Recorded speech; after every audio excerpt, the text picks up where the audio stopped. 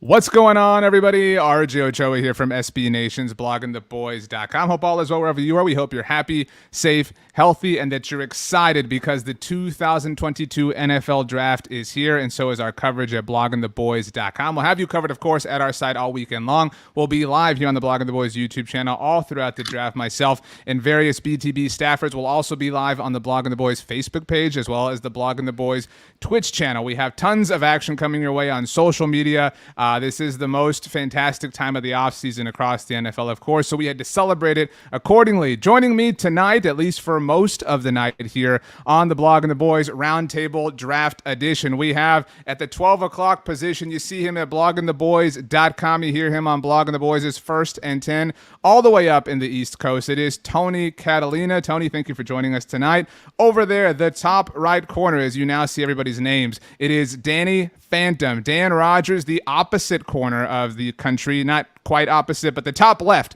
He loves that Oregon maple syrup that they make. Lieutenant Colonel Slater, Incentive a Woman, was a big fan of Oregon. So, Dan, thank you so much for joining us tonight. Down in the bottom right corner, all the way across the pond, I don't even know if that does it justice, we have Paul Stewart from UK Cowboys all the way in Scotland. It's something like 3 a.m. I don't even know. Paul is just basically water and energy drinks at this point. It's his molecular construction. Speaking of molecular, I think he works in a lab. I don't totally know what he does for his 9 to 5, but Connor Livesey, who put together a fantastic draft guide that we will be referencing all throughout our draft coverage. We'll be showing Connor's big board as the draft unfolds. You can hear him, of course, on Talking the Draft during draft season at Blogging the Boys and Talking the Star during the regular football season. And bottom left corner, number one in everybody's programs and their hearts, it is Tom Ryle, one of the most veteran presences at bloggingtheboys.com. You hear him on Thursdays on Riled Up on our podcast network. Tom, I start with you.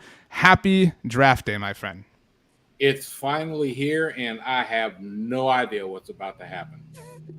You don't? You don't have any idea? No earthly clue? As far as the Cowboys, I am just confused by all the reports today. People talking about trading up, trading down. I'm Captain Trade Down. I'd hate to see a trade up. Who would they pick if they stay at 24? This is the most uncertain feeling I've had about the draft in a long time. Okay, well, I think we're all equally in the dark about what's going to happen tonight and across the entire weekend. Thankfully, we have a lot of great resources like Connor Livesey's draft guide. We have the minds of everyone who's joining us. Tom has left us, apparently. We're already off to a fantastic start from a technological perspective. But we have everybody who's watching, our loyal audience, our loyal listeners, of course, with us. You're a part of our show. We'll get your comments up all throughout the weekend as we celebrate some new members of the Dallas Cowboys together. Connor, has today been full of the exact sort of rumors you expected? Have you heard things that you did not anticipate, or is it just all kind of chalk? I tweeted it out earlier. I think, we did some mock draft shows and we did our roundtable earlier in the week, and I was kind of referencing like, hey, it's going to be hard for them to mess this up because of the options I think they'll have at interior offensive line, wide receiver, maybe even some of the tackle options. And then we had that segment in that show where it was like, what is the Doomsday scenario? And we said Tyler Smith and Trevor Penning. And unfortunately, those have been the two names that have been rumored the most probably today. So, we're hoping they go in a different direction. If they're going to draft one of those guys, I prefer Trevor Penning. But I think that's been a interesting development as you have two interior guys that are really high on the board, and then a couple of more project style tackles that they might see value in over those interior guys. We'll see what happens.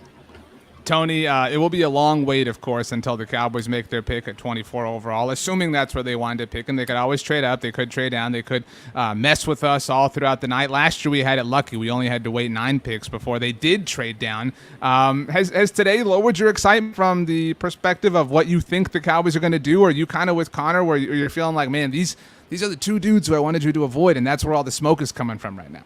Well, it's absolutely exactly how I feel. Those are the two guys that, I mentioned Trevor Penning on the round table, but it didn't really change my excitement. I think it just added another layer to it for today. I think Tom's absolutely right. We don't know what's going to happen, and we're going to have to wait and see just like everybody else. Dan, you are I say a lot of people are forever optimists, but you truly are difficult to get down, when it comes to, how you view the Cowboys. And so are you coming into this with a blank slate? It's a matter of I need to see what they do before I levy some praise or some criticism. Yeah, I mean, I was just as worried as the next guy when he started hearing some names earlier today. I'm not as down on Trevor Penning as a lot of people are. I would love Penning. I don't want to trade up for him. That wouldn't make me happy. But so Tyler Smith is really the only one we got to dodge, in my opinion. But no, I feel like they're not going to mess this up. I mean, we know it's possible they could do it, but I like our chances here. Paul, the Jacksonville Jaguars are just about to be on the clock. Of course, the Jaguars effectively the team of the UK. You are a part of the UK Cowboys contingent. What time is it, first of all, for you? And who do you think the Cowboys are taking tonight? Or this morning, again, depending on the time. It's 1 a.m. right now. Well, 10 past 1 in the morning. So with the Cowboys pick, I just hope we just go for our offensive guard. If it's Kenyon Green or Zion Johnson, if they're not available, I would trade back. But it just really depends who's on the board, really. Like, if there's an Kobe Dean there, I'd be happy with that. But again, there's injury talk about him. But who knows? Who knows? Well, who knows indeed. Let's go ahead and while the Jacksonville Jaguars officially, I think we've all got our feeds on. It seems like they are about to officially be on the clock. Going to be very interesting to see who they ultimately take. Last year, of course, it was not a surprise at all. Red Supreme says best player available. I don't care. Talking, of course, about the Cowboys. Johnny Boy RN says my biggest fear is that someone in the worm has fallen in love with a top 10 player that they mortgage the future to get. Bob, on the other hand, on our Facebook stream says I think the front office has been doing a good job drafting lately. Let's take a look at what the Cowboys have working this particular weekend. The Cowboys at present time have 9 selections. That starts tonight with the 24th overall pick. Tomorrow they have 2 selections, 56 and 88 for 3 inside of the top 100. They have the 129th overall pick in the 4th round. Of course, the Cowboys have had some success in the 4th round as of late. Shout out to Dak Prescott. 4 5th-round selections for the Dallas Cowboys, the most in the NFL this year by way of compensatory selections and getting rid of one of the best wide receivers in the NFL. And then 193 to finish it off. No 7th-round pick for the Dallas Cowboys. When it comes to what they need, Tom, you are stepping away, so you're a bad person to go to for this particular subject. Dan, let's stick with you. These are not necessarily listed in order of importance or order of need, but guard, receiver, tight end, tackle, linebacker, defensive end. The Cowboys have lost players at just about all of these positions this offseason, some by way of their own decision-making in trading away Amari Cooper, in cutting Lyle Collins. What would you say are the top 3 here, the most 3 important that the Cowboys have to address with the next couple of days? Yeah, I mean, I think guard is the biggest need because, well, we don't have a left guard. So to me, I think that's the biggest need. Of course, I don't like to think about the draft as far as attacking it based on need, but wide receiver, we need help at wide receiver, but we got 2 really good wide receivers, once Gallup is healthy. So I don't think that's a huge need. Even though we need bodies, we don't need necessarily premium draft capital spent on it. These other spots are kind of like, I mean, it'd be great to have, but I don't think it's quite as pressing. I think, like, for example, defensive end is when you have Micah Parsons in your back pocket, you got some flexibility there. Same goes with the linebacker position. So I don't know. I mean, I think guard to me is the big one. So that's where I would say. Connor, Rodney's next chapter, I wonder what happened to the previous chapter, says, I hope we trade up in the second. An argument that you and I have made against trading up, particularly in the top 2 rounds, maybe top 3 if you want to stretch it that much. When we have done our mock drafts, the last few Mondays we've been doing mock draft Mondays on the Blog and the Boys YouTube channel, has been that this team right now only has 3 top 100 picks, yet this list that we're looking at right here, this positions of need, this is long. You need those top 100 picks here in this particular draft because the team was not active in free agency. I know there was a story that came out today by way of the Dallas Morning News that the Cowboys' lack of activity in free agency allowed them to be aggressive throughout the NFL draft. And you noted that you actually think it's the opposite. The Cowboys, their conservative nature in free agency lends to them actually having to sort of be conservative and not being aggressive to trade up because those are such premium resources all the time, but specifically this offseason for the Cowboys. Yeah, I mean, Michael Gelkin put out a story where he kind of said the patience, the free agency will allow them to be aggressive in the draft. And I just kind of think the opposite way because of kind of, what we started off with here is they need a starting caliber guard. They need a starting caliber receiver. They need a starting caliber tight end. They need a starting caliber defensive end. They could use linebacker. They could use offensive tackle depth. So when you got 4 hard needs and you got 2 or 3 others that you need to add depth to, you just don't have the draft capital to add all those picks and trade up. So for me, if they had added no offense to Dante Fowler, but a better right defensive end, I'd go, okay, I could Randy Gregory is an example. Just a random example that I made up for no reason. Right. No, I mean, and not even a player of Randy Gregory's caliber, just someone who's been more consistent over their career than a guy like Fowler. That I'd go, okay, hey, we can be aggressive and trade that 3rd round pick to move up in the 2nd round and make sure we get our left guard and receiver.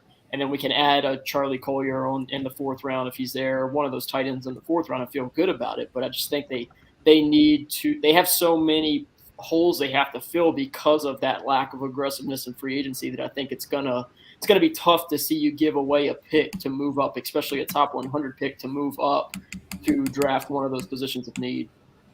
So just a quick show of hands here, and also asking those of you who are with us live. We are podcasting this after the fact for those of you who care to listen. Of course, you can access the Blogging the Boys podcast network wherever you get your podcast. Leave a rating, write a review. Of course, do subscribe. But show of hands, who is a fan of trading up? We'll limit it to just the top 2 rounds. So we're talking about picks 24, picks 56, pick 88 would seemingly have to be a part of that conversation. Who wants to see the Dallas Cowboys trade up from our panelists here and from those of you who are watching, whether it's on YouTube, on Facebook, or on Twitch? Who wants to see the Cowboys trade up? I haven't seen a single hand go up except for Connor, who literally just made an argument against trading up. So Paul, you're kind of halfway. Tony, you're kind of halfway. Chris Lopez chimes in with a bunch of thumbs down on the Book of Faces. Paul, why are you halfway? You're not totally sold? Does it have to be the right player, right circumstances? What is it? It needs to be if we trade back with our 24, then if there's a player that we really want in the 2nd, then trade up. That's the only way I would say yes, really, personally. Yeah, I'm with you, Paul. If Cowboys trade back tonight and pick up one of the receivers that they really like and say one of the guards happens to fall to tomorrow, trade up, go get that guy. That's the only situation I sign up for this. Tony, do you agree? Do you have a different perspective on this subject? Yeah, I think it would be totally about how the board falls. I'm not going to just trade up. It's got to be a difference maker, and it's got to be somebody that we didn't expect to even get within our range, because there are so many ways for them to not mess this draft up. If they go up and give up too much capital for somebody that's not spectacular or a game changer, it just wouldn't be worth it in my opinion. Interesting. We are waiting to see who the Jacksonville Jaguars select with the number 1 overall pick. And while we wait, Connor, let's take a look. Again, I mentioned that you put together your fantastic draft guide. Still available, $5, I imagine, right? Just because the draft is happening and going to be over doesn't mean it isn't a valuable resource. People can learn about these players that their teams ultimately wound up drafting. But you have a big board in there, so we're going to be showing that all throughout the weekend. Let's look at it. I know it's a little bit difficult depending on what device you're watching. But the chatter today, Connor, as you mentioned, has not been great if you are a Dallas Cowboys fan. There is chatter about Trevor Penning, who is number 47 overall on your board.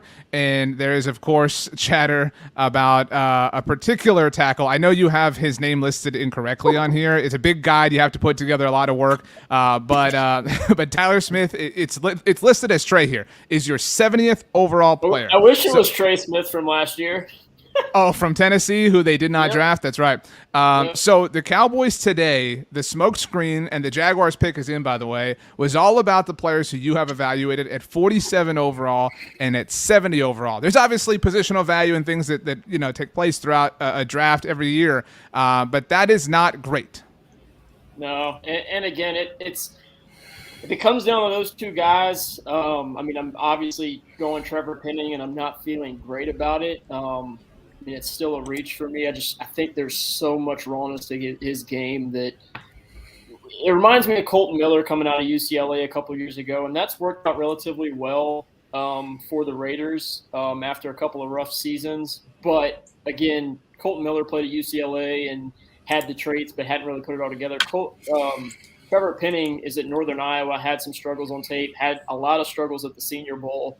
And he has a similar size, length, speed, athleticism, but he just has not. He's got a lot of technical issues he's got to figure out.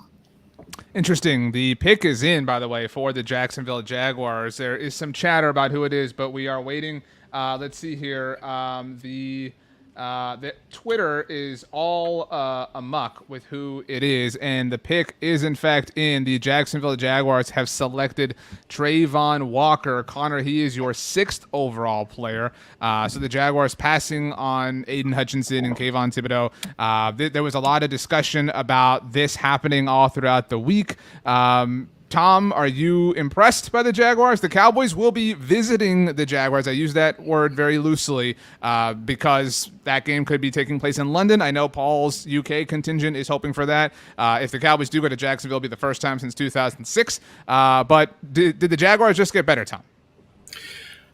I think so. I mean, they obviously have their board stacked differently than a lot of the outside people do because Trayvon Walker is like the second best edge on a lot of boards and stuff.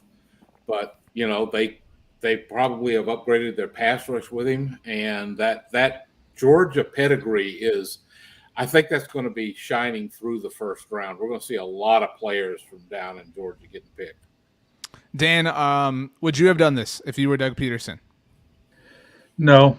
I'm a big Walker fan, but you know, similar to some of the negatives with Penning, you know, there is a lot of things lacking and fundamentally with Walker. So, I mean, I like him as a player. I'm high on him as a player, but I don't think I pass up Hutchinson at this spot. I think that's the clear, you know, best pass rusher from this draft class, clear best player in my opinion. So, I don't know. I feel bad for Trayvon Walker because the Jags, they don't typically make good decisions, and this may be one of those bad decisions.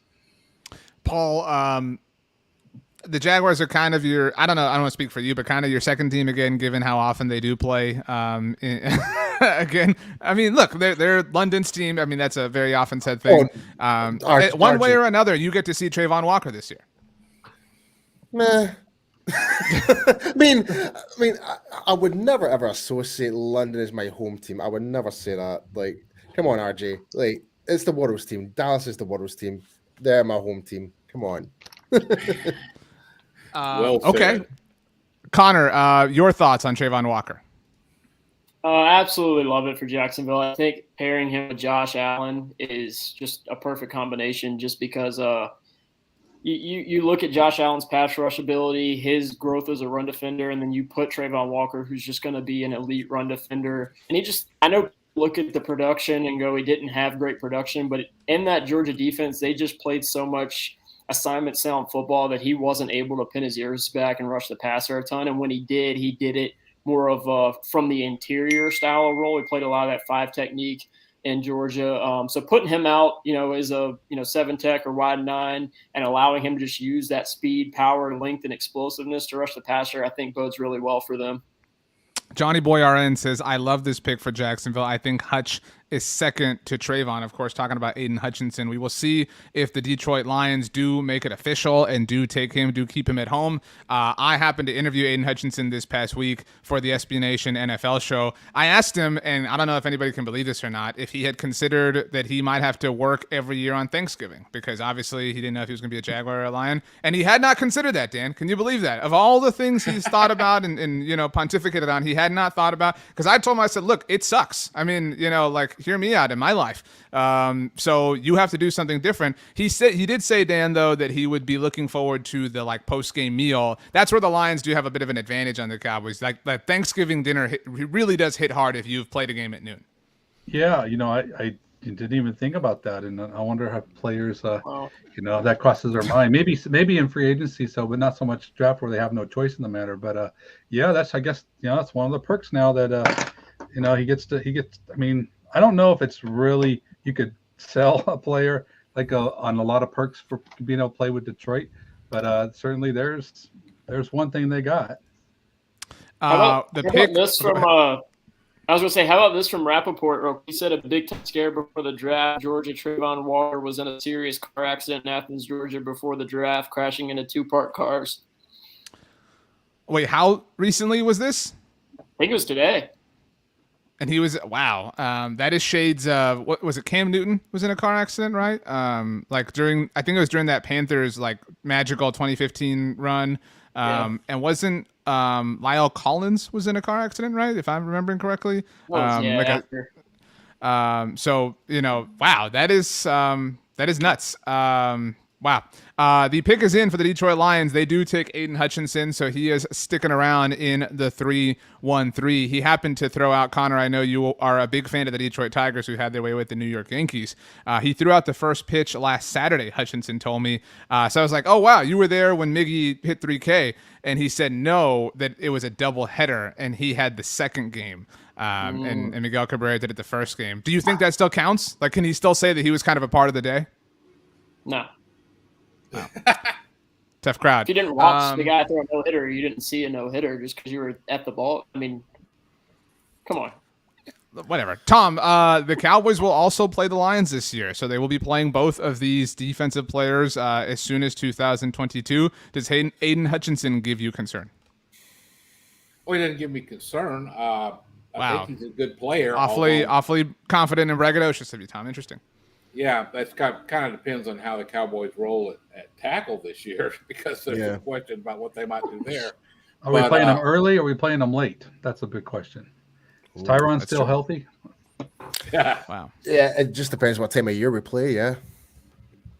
Lots of positivity in the show early on. Nice to see you guys in a good mood. Well, I hate to move away from this too quick, but this is where I kind of start to – I figured Hutchinson would be the pick here, but this is where you start to pay attention to Thibodeaux and where – because there's a lot of discussion of him going here to Detroit. So Hutchinson off the board, where does that slot start for Thibodeaux? I'd pay attention to that a little bit now coming up. Connor, are you saying the draft starts here? Is that what you're trying? Like, you're trying to be that person right now? No, I'm just saying like that. I think that there was a lot of talk about Detroit might have been saying, Thibodeaux's attitude doesn't really fit with Dan Campbell as a reason to not have, somebody come up and maybe take him in front of them. And we now know that was not accurate. They get their hometown hero in Aidan Hutchinson. But, I mean, Houston, you're looking at corner, maybe one of those offensive linemen. Maybe they go Thibodeaux. But I don't think if Thibodeaux goes to Houston or the Jets here, I mean, we're starting to maybe look at that fall. He could go to the Giants, but could this be a first? If Thibodeaux goes to Houston, would this not be like one of the first years where 3 defensive ends go in the top 3 picks? It's been a minute. I mean, I can't think of one at the top of my head. And I don't think the pick is Thibodeaux. If we wanted to go ahead and so it's not. The pick is in. The pick is in for the Houston Texans, Connor. Okay. Oh my goodness. Okay. I'm rooting for this trade up for Thibodeaux, baby. I'm hoping he gets past 9, and then we're going to get Thibodeaux. I'm so delayed.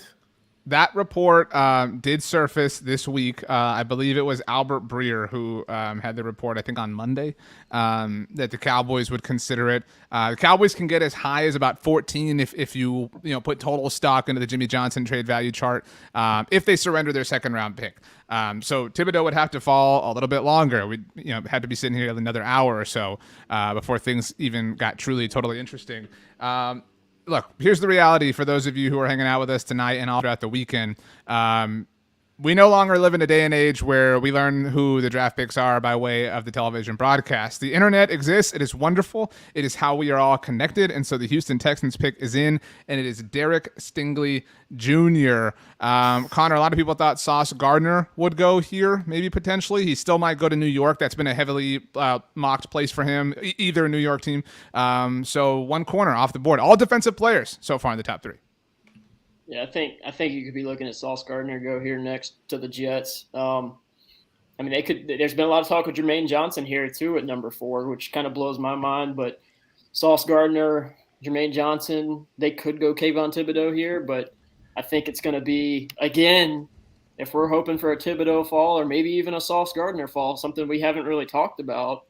These next 2 picks could be a big kind of runway to what could come. Yeah, Dan, a lot of people thought Dan thought that if Stingley fell, that Dallas could trade out. But if it was Gardner that fell, would you be equally interested or enthused or at least intrigued? No, there's nobody that I'd be willing to give up at or 56 for to move up. I'm not even a fan of Thibodeaux. I predicted he would fall Wow, out of the Dan top. hates every human on earth. Interesting. No, I just selected once. But I wanted to mention that the way that the draft has started so far, it's interesting because the Giants are at 5-7, and none of the tackles are gone yet. So I honestly think they may go after Thibodeaux because they got 7, and they're going to guarantee themselves to get one of the offensive linemen. So just a little bit of the play out of how things are starting so far. Wouldn't surprise me to see the Giants go Thibodeaux and then either Cross or Neal or somebody. Or Ekwonu still, no one's taking him. So that's I think the Giants are setting themselves up for some good edge players. New York also wants to trade back, and so I mean, if they're not going to trade back, that's probably the best case scenario for them, Paul, is that they walk away with Thibodeaux still and then still get their tackle help. They did not pick up Daniel Jones' fifth-year option. They declined it. That news came out today. I think that would be really annoying if that happened for the Giants, honestly. Yeah, it would be quite frustrating picking up like a player like Thibodeaux. In fairness, like the Giants do need any help as much as they can get right now. Like there's still also the thing about the Tony, like Kadarius Tony, where I try and get rid of him, try and get more picks and stuff like that as well. But yeah, if they were to get an offensive tackle and get Thibodeaux, that'd be quite a success for them, sadly. Okay, so the top 3 picks are in. We're now waiting to see what happens with New York. New York kind of controls the draft for the next hour or so, given how many picks the Jets and the Giants have. Tom, what do you want to see the Giants do? Screw up the pick. Thank you, Tom, for that brilliant analysis. Quarterback. Yeah. Are they looking? Let's see. I'm just looking at this. I'd say given their needs and everything, there's some offensive tackles. If they took one of them, I think that would kind of be a miss, a little bit of a whiff. And there's some pretty high-ranked offensive tackles, so it'll be interesting to see what they do. But they may be going for a Thibodeaux at this point, just because that's one of their big needs. Well, I'm actually about to go. I'm going to go check on Kayvon Thibodeaux. That's what I'm doing. I'm about to leave and head over to the SB Nation NFL show. We have a different stream that's going on over there. I'll be back momentarily. For our loyal audience, I have been assured that these 5 will not mess this up. So when I come back in about 15 minutes, I'm asking for a report card on each of these 5. And if anybody, like the internet, remembers everything. So if anybody says or does anything that's even one toe out of line, I trust you all to hold them accountable. Tony, you're in charge. I'll be right back. All right. So yeah, RJ, mistake letting us take over the show here. But honestly, I'm gonna start with Connor real quick. Connor, how surprised were you the Derek Stingley pick there at 3? Did you see them going somewhere else? I thought it would be one of the corners, whether it be Sauce Gardner or Derek Stingley. Just kind of didn't know which one they preferred. Again, it sounds like Houston's kind of going with the higher upside guys. That kind of been the talk. So I think if Stingley stays healthy and he starts to kind of develop some of the things he struggled with over the last 2 years at LSU, he could be the high upside corner here. I'm truly terrified that the Giants are going to draft Evan Neal, who's my number 1 overall player. And I mean, it's hard to get terrified over right tackle, but that's one that I hope they go a different direction, because I think Evan Neal is going to be a stud. Yeah.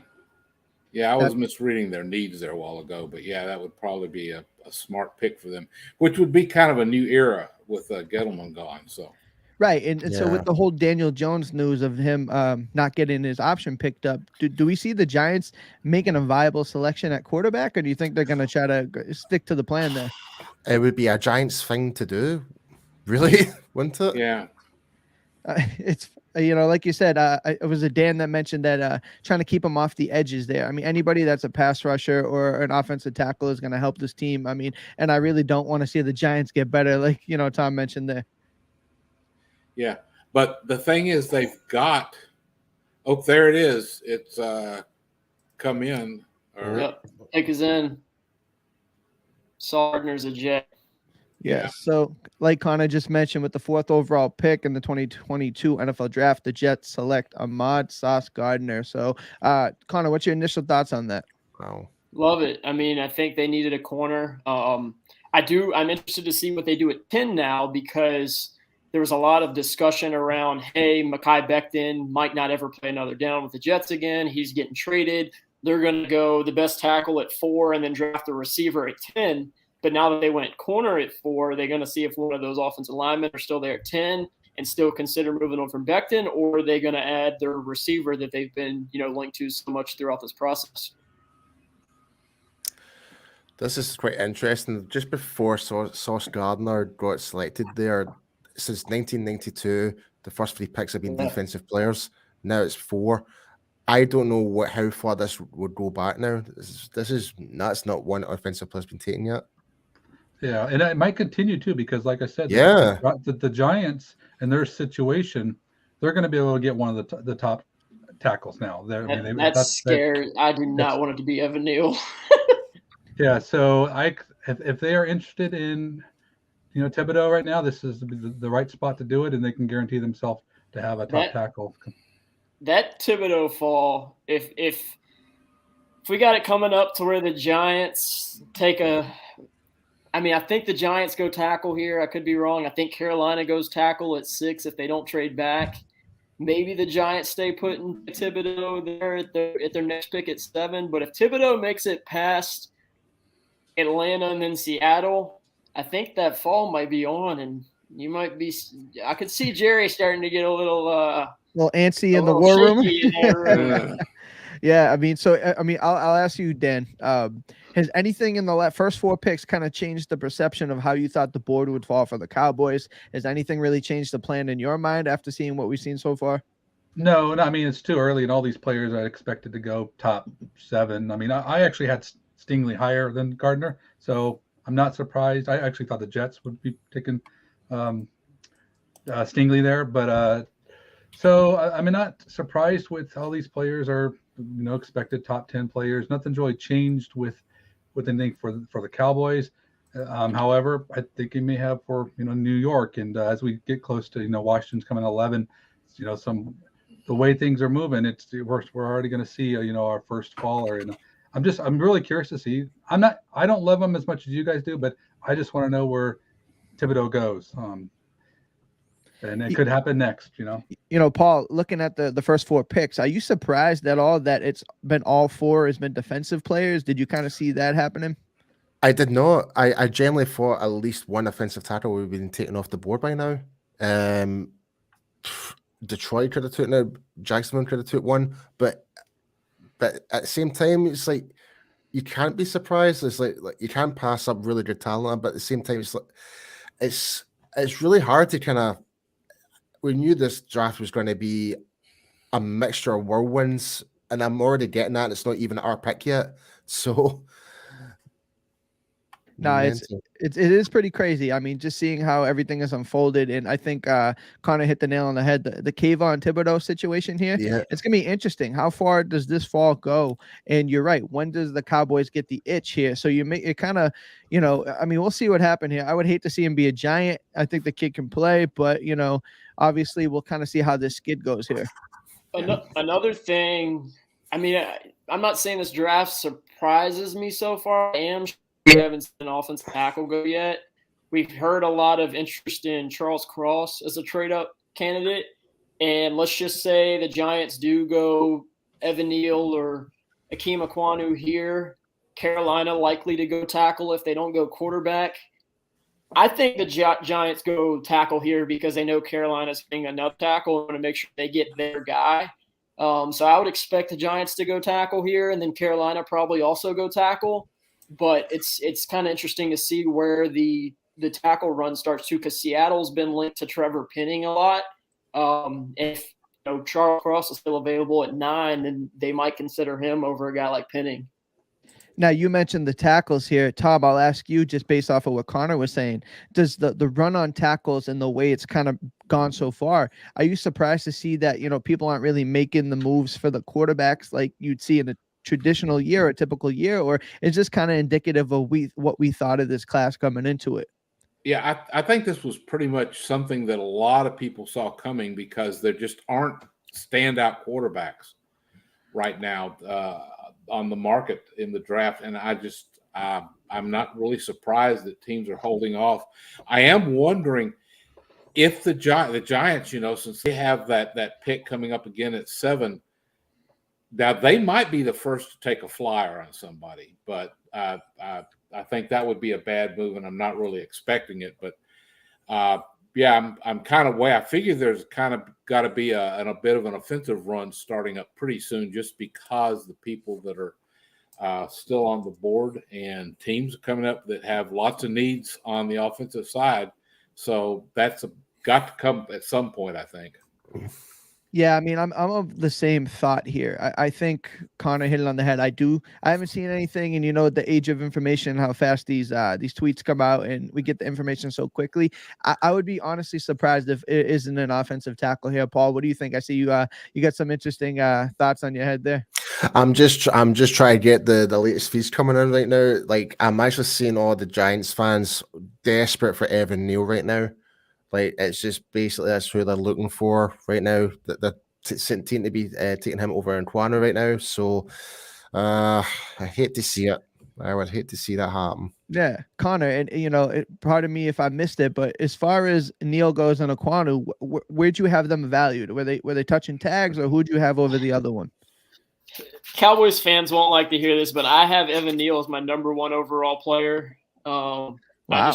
There's not many people with that size, with those movement skills and movement patterns, that plays with his power, his strength, his ability to move in the phone booth.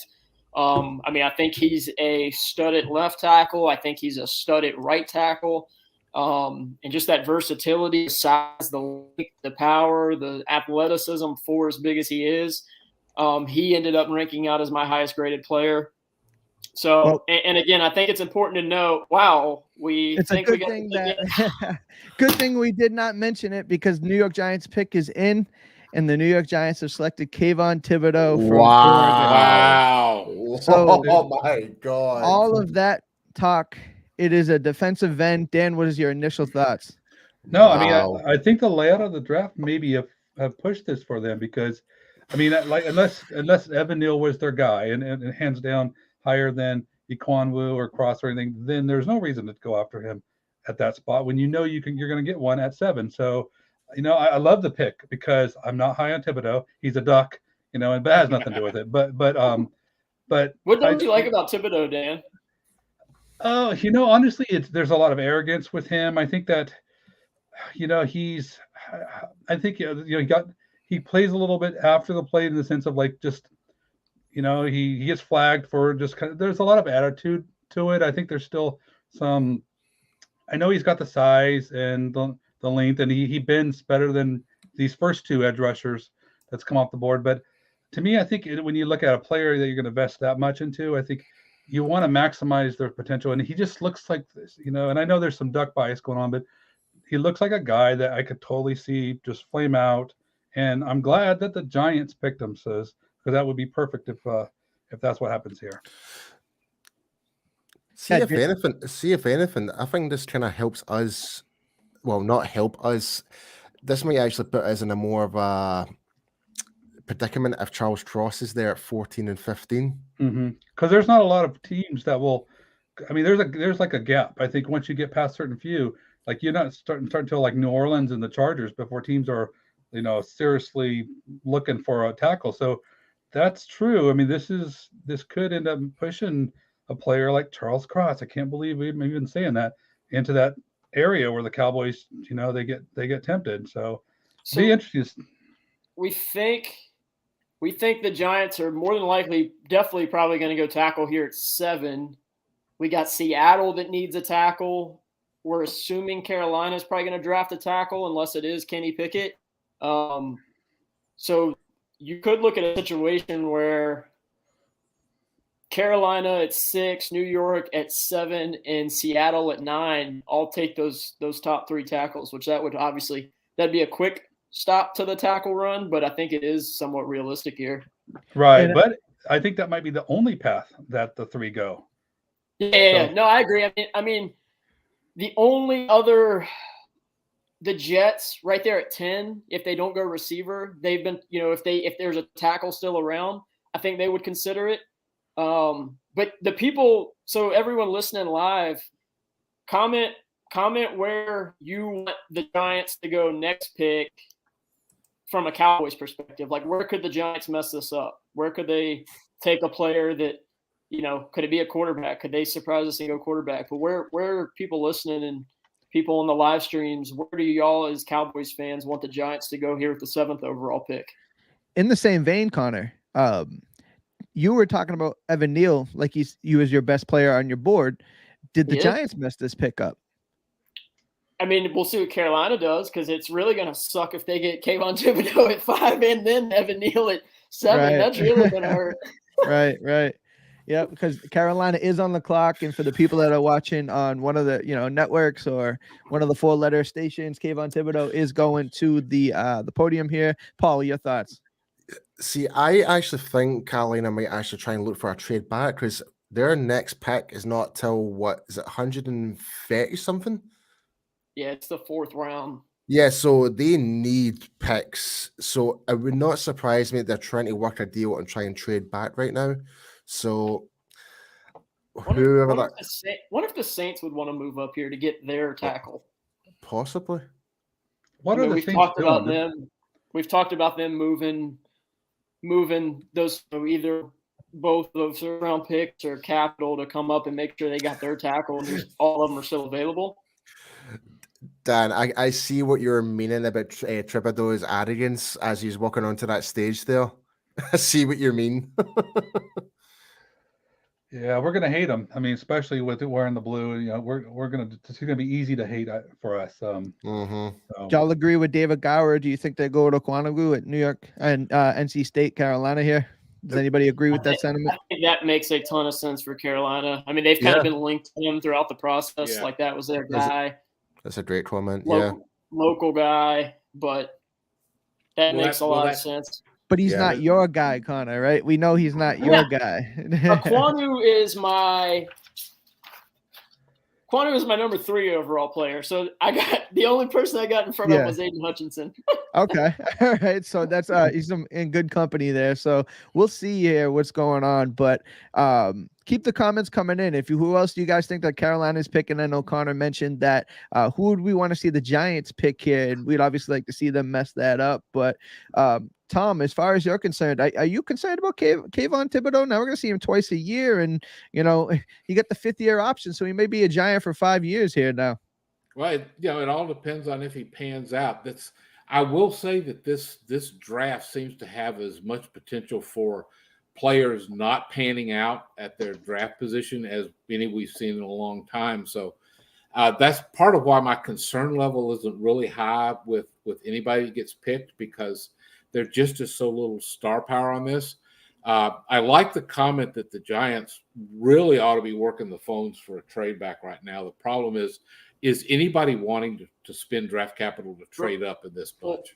Real quick, Michael Lombardi just tweeted, Panthers pick is in and it's not a quarterback. So they did not trade up and they're not drafting a quarterback. You got to think it's one of these tackles. Ekwonu. I'm picking Ekwonu. Okay, that's I think I just saw a comment.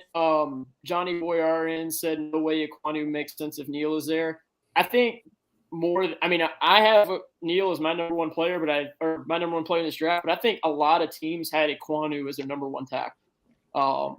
So I don't think that should be a shocker at all if they do go Ekwonu here. Just because, like you said, went to NC State, local guy, in-state. They saw him probably more than they saw anybody else with local scouts, East Coast scouts. So I think that they'll know everything they need to know. And, Carolina's got a lot of issues right now. So they just need to get somebody that can help that offensive line and get somebody that they know is going to be around for the foreseeable future.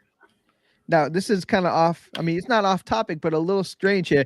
Do you guys think the flow of this draft is going a little fast? Yes. Did you think? Yeah, the pace. It's a good pace. I know they kicked it off at 8:10 after Roger Goodell got his boo session, but it's not 8:10. I am not complaining at all, Tony. Yeah. Because it's like it's nearly like 2 a.m. for me right now. So it's like, if this is over quick, then great. I can get some sleep. Well, we got some answers, boys and girls, and the pick is in. And with the 6th pick overall, The Panthers select Ickey Ekwonu out of North Carolina State. So y'all were right on the money with that. And Dan, since you made the first reaction, what is your initial thoughts to that pick for Carolina? Well, it's more so that I just want Neal to be with the Giants. I'm like the opposite of Connor today. Like I don't like Thibodeaux as much as he does, so I'm glad he's with the Giants. And I think Evan Neal has some balance issues, and he doesn't have the lateral agility that we get with the Ekwonu. So I'm glad we just dodge him. So I think the Carolina, they made us a really strong pick. I think Ekwonu is number 2 on my board after Hutchinson. So I think it's a great value there, and I'm happy that the Giants are going to get Evan Neal.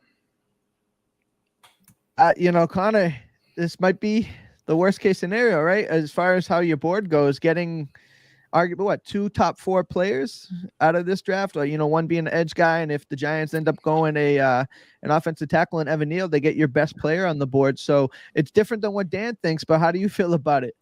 The possibility. I'm not a fan if they get my number 5th overall player and number 1 overall player with the 5th and 7th overall pick. That's gonna hurt. Right. I mean,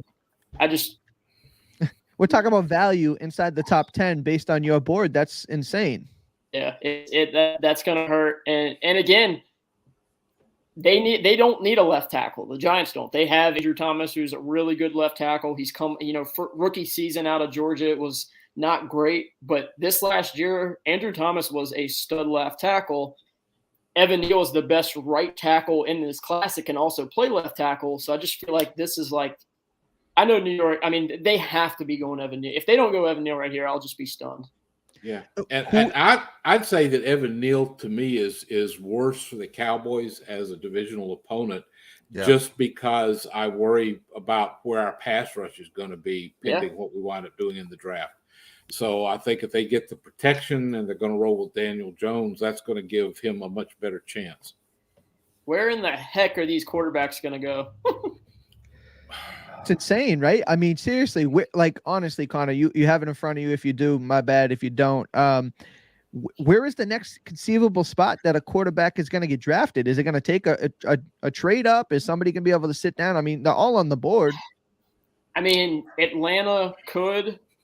Seattle could, Washington could. They're probably not. There's been talk of Houston maybe looking at a quarterback, but I mean, realistically, we're in that spot now where maybe the Saints, if they love Malik Willis or they love Kenny Pickett and they go, okay, we know we're going to have Jameis for 1 more year, but let's get our guy that we like. It's good value here.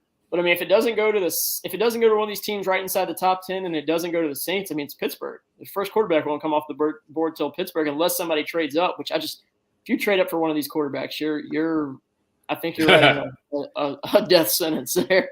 Now, that's a real reach. And we've kind of talked about this, right? For the Cowboys to get what they want, didn't we kind of want these quarterbacks to fly off the board, knowing that it probably wouldn't happen based on this class, but how advantageous it would be for the Cowboys? You got to think that this is something that isn't an ideal situation for Cowboys and Will McClay. Yeah, no, that's exactly right. I mean, because just if 20th is the first one that comes off the board, that means there's going to be a lot of good players that less good players available at 24. So it could mean the Cowboys could find themselves in a trade back situation, because now all of a sudden teams are going to try to move into the late first round to pick up these quarterbacks. So yeah, the way things are playing out in the quarterbacks not being drafted, that they could change the dynamic of the draft for the Cowboys. And not to pick on Connor, but he's the draft guy. But you said, was it 14 to 16 first round grades? Was that you, or is that the Cowboys that said they had 14? That was the Cowboys. That was the Cowboys. I have 21 first round grades, so actually more than most people this year. Yeah. So if their theory of 14 to 16 first round grades, the Cowboys just lost 6 first round grades in my estimation. I think these guys are pretty much chalk. So now we're looking at 10 with more than 10 picks to go. So it's not an ideal, favorable situation. And our fearless leader, RJ, is back. What's going on, RJ? How goes it, guys? Bummer to see Kayvon Thibodeaux go to the New York Giants. I would like my report from everybody here to make sure that all these guys stayed in line. Dan, I trust you'll be honest. Did anybody say anything offensive? Nobody said. We didn't agree on whether the Giants did well or not, but outside of that, everybody was well behaved. You be proud, RJ. I am proud of you guys. Look at you go. I trust, Connor, that Tom was the most difficult to work with. No, everybody wait. You've been back like 30 seconds, and the answer is you. Makes me happy. Okay, so let's set the stage. Let's pretend that I was back for the whole conversation. What's the worst possible pick for us that the Giants make right here? Who wants to answer? Anybody? Evan Neal. Yeah, I agree. Caleb Swanson says the Giants pick was really good, sadly. Yeah. Giants did not trade back. A lot of us thought that obviously that would be the case. I think, Paul, the way the board fell, it just made, we talked about this like as it was happening, that it just made the most sense for them to sit and pick. Take Thibodeaux, take Evan Neal, get your pass rusher, get your tackle, and build up and reload. And I don't think that we talk enough about how maybe next year, if Daniel Jones isn't their quarterback, maybe Kyler Murray is. Kyler Murray is next year's Russell Wilson, Aaron Rodgers, whatever would-be trade piece that another team can acquire. Yeah, I mean, you just kind of hit it on the nail there. Like when Thibodeaux went, like when all those defensive players went there and they picked Thibodeaux, it's like that they were guaranteed an offensive tackle regardless at 7 anyway. So, if anything, those first 2 picks for the Giants have been quite good. Unfortunately for us, oh dear, what's happened, Connor? You know what happened. Yep. So the pick is in for the New York Giants, and in case anybody Bring back Dave Gettleman. the New York Giants have selected Where's Evan Dave Neal. Gettleman? Massachusetts finest. Connor, let's take a look at your big board again. Everybody can get Connor's draft guide. I believe it is still.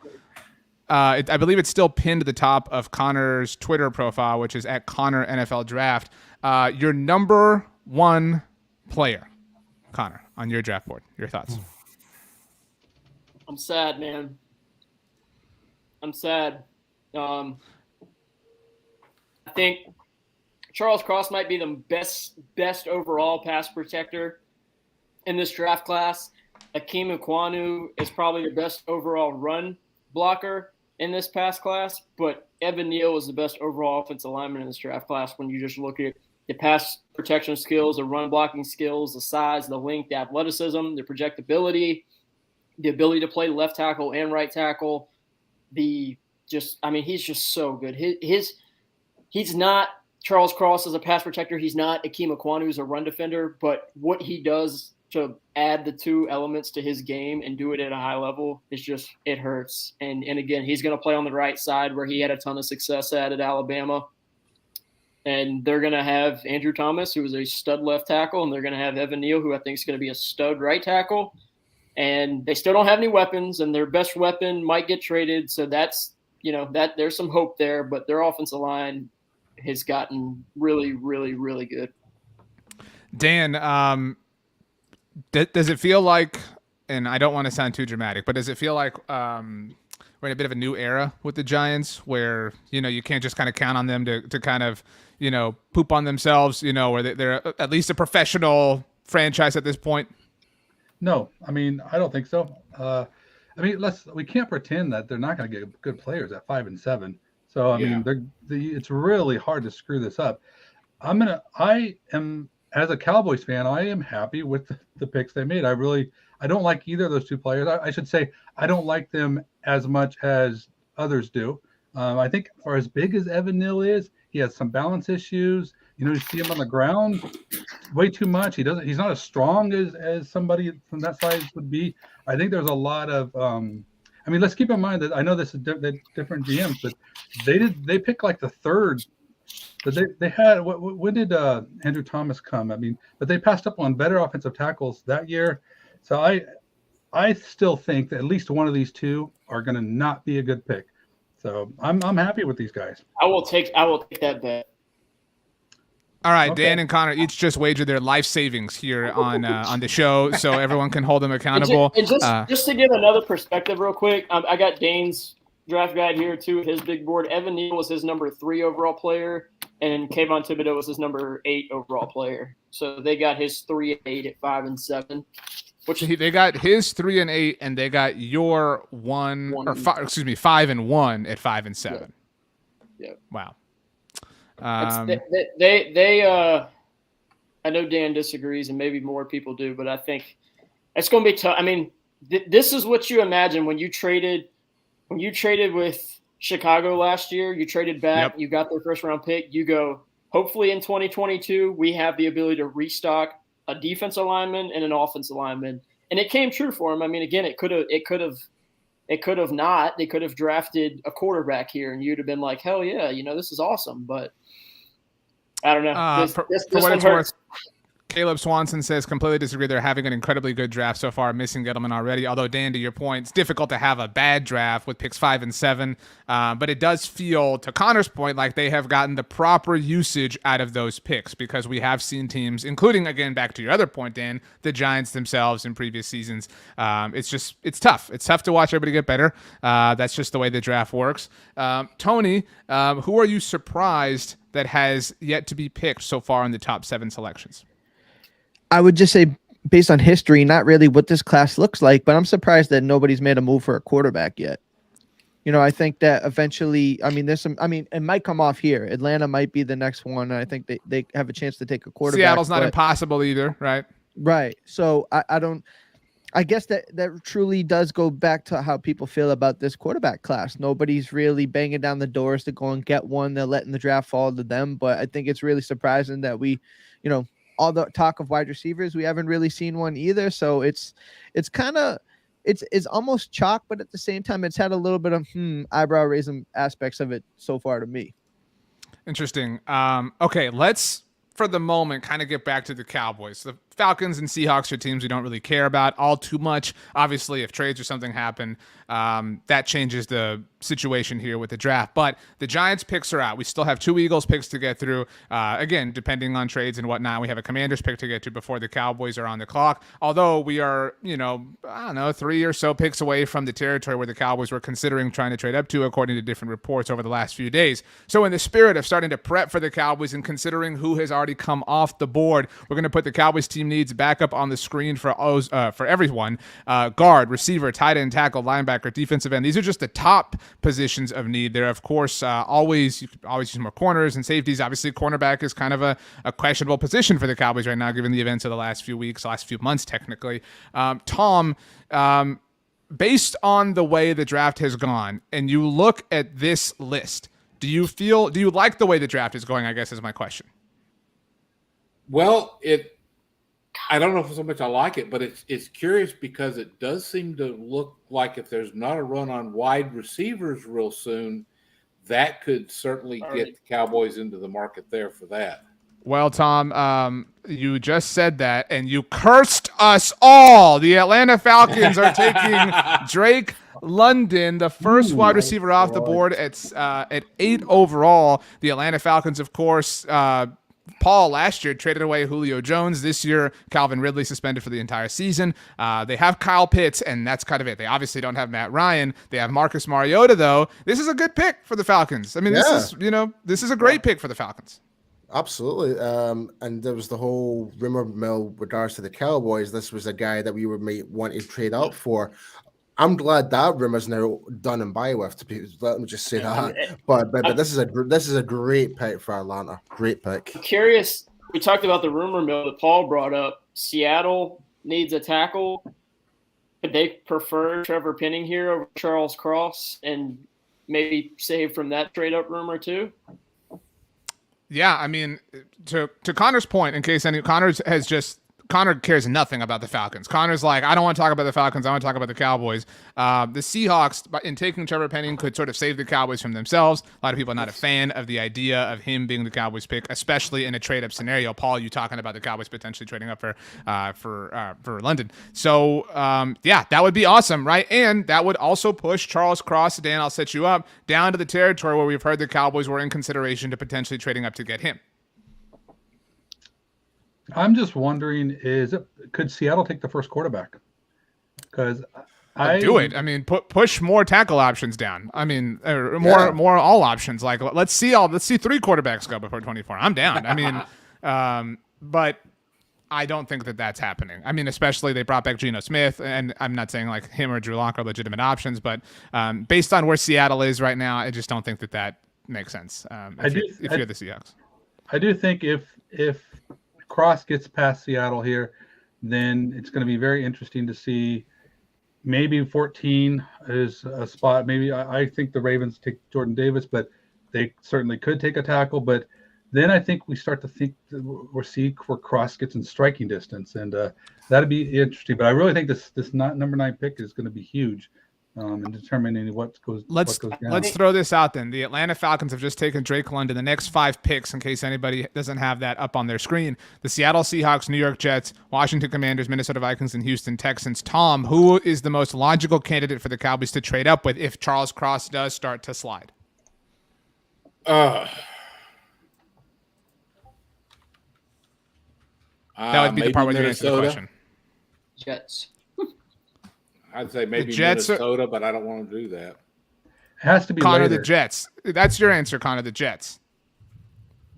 What are you eating, by the way, Connor? What's the next situation do we have going on here?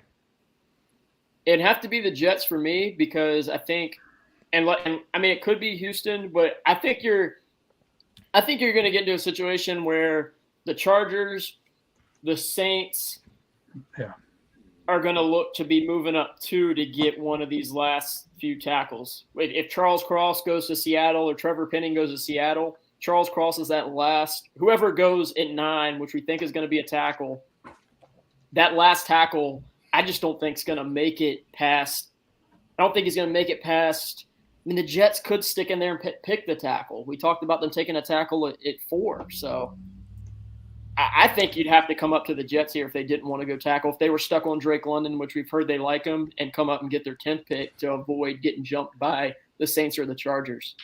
Kevin says, do not trade up in the first round. No. So now that things are becoming a little bit more real, right? Because this was easier to kind of hypothesize and dream, or maybe not dream about, but talk about before the draft started. But now we're here. The top 10's almost in the books. Charles Cross is sitting there. Dan, I know you're a fan. Let's say it costs 56 overall. And let's use Connor's example of the Jets at 10 overall. So you got to spend 56 to get up to 10 to take Charles Cross. You get yourself a tackle. You can figure out this offensive line situation. Show of hands, who is down for that? Hands up if you are a fan of trading 56 up to get, and obviously 24, that goes without saying, up to the Jets at 10 to get Charles Cross. Who's a fan? Nobody. No. Nobody. Too rich. When I raised my hand for the trade up question earlier, it was to trade up in the second to get a receiver after we take our offensive lineman at 24. Right. Well, nobody has to worry about this because according to Twitter, it seems we're double checking before something comes out. If anybody has anybody that they see, please let us know. I can confirm it if you want. All right, then it is confirmed. The Seahawks have ended this discussion. Charles Cross is now a member of the Seattle Seahawks. Correct, Tony? That is correct. I mean, he took it as you were presenting the question. The news came out, and he's listening. What's up, Charles? How you doing, Chuck? It took the wind out of my sails. That sucks. That sucks. Well, but this is always going to be the case, Tom. Right? You're picking 24. Good players are going to go. Yeah, and I don't know that it sucks because it takes that temptation to trade up off the board. Yeah, Tom, but everyone's response to that is they would rather trade up for him than other options. That's the response. Well, but Johnny Boy agrees with you, says, thank you, Seahawks. Yeah, I don't want to see them trade up because I just don't think this is a smart draft to do it. And it's interesting we've gotten this deep into it, and there hasn't been any trading in the draft. So that's weird because Adam Schefter tweeted earlier today that this was going to be the craziest draft in 30 years. So, I mean, this is the super chalk nature of this would lend to the idea that it's been crazy. Yeah. Yeah, well, okay, we know what we think about that. I think people love the players on day 2, and I don't think people want to surrender draft capital. But that's not to mean the craziness. It's not coming. Just give it time. I was gonna say so we got the Jets on the clock now, correct? Correct. Anyone who's watching TV, the Seahawks are technically on the clock, but the Seahawks pick is in. The Jets are in a real life terms on the clock. And it says that after fielding calls for a possible trade, which made this a little messy with the pick 9th overall in the 2022 draft, the Seahawks are selecting offensive tackle Charles Cross. So it sounded like they might have tried to move back there, just didn't get it done. We talked, Tom had kind of said, hey, maybe that ends the trade up discussion. But I think the name we heard in the trade up discussion that's still around and is the last tackle is Trevor Penning. And again, I wouldn't be thrilled with Trevor Penning at 24, but in a trade up for Trevor Penning, that would be that doomsday scenario that I think we were discussing on our roundtable the other day. Yeah, to put Connor's big board back up on the screen, sorry, Tom, Trevor Penning is Connor's 47th overall player. Connor, can you double check where he is on Dane's big board, please? Yeah, I think Dane likes him. 16th? Yeah, he's got him like 17th. 16th, I think is what I. So he's got him, 16th overall. Dane has him 16th overall. Okay, well, I mean, not the end of the world through the prism of Dane Brugler, which is a good prism to look at the world through. But we're getting to that point. Like, go ahead. I was going to say real quick, just because we were talking about that, Gil Brandt has him at 18. Mel Kiper has him at 19. Todd McShay has him at 17. PFF has him at 35. Bleacher Report, who is Brandon Thorne, has him at 30. Daniel Jeremiah has him at 20. Dane Brugler has him at 16. Lance Zierlein has him at 25. Matt Miller at 23. And 33rd team, 32. Danny Kelly, 43rd. So it kind of gives you a few ranges for him. That make anybody feel better? Tom? Yeah. Well, to me, the whole thing is he's played at Northern Iowa. And I do not think the Cowboys are going to break their principle of only going with Power 5 type schools in the first round. So I've never really felt like he was ever a target for a trade up, and I don't think they would take him at 24 just because that's their principle. They don't go for those small school players because you can't. Well, really especially judge. like to break the mold in the first round with a trade, like it would have to be like love on top of love on top of love.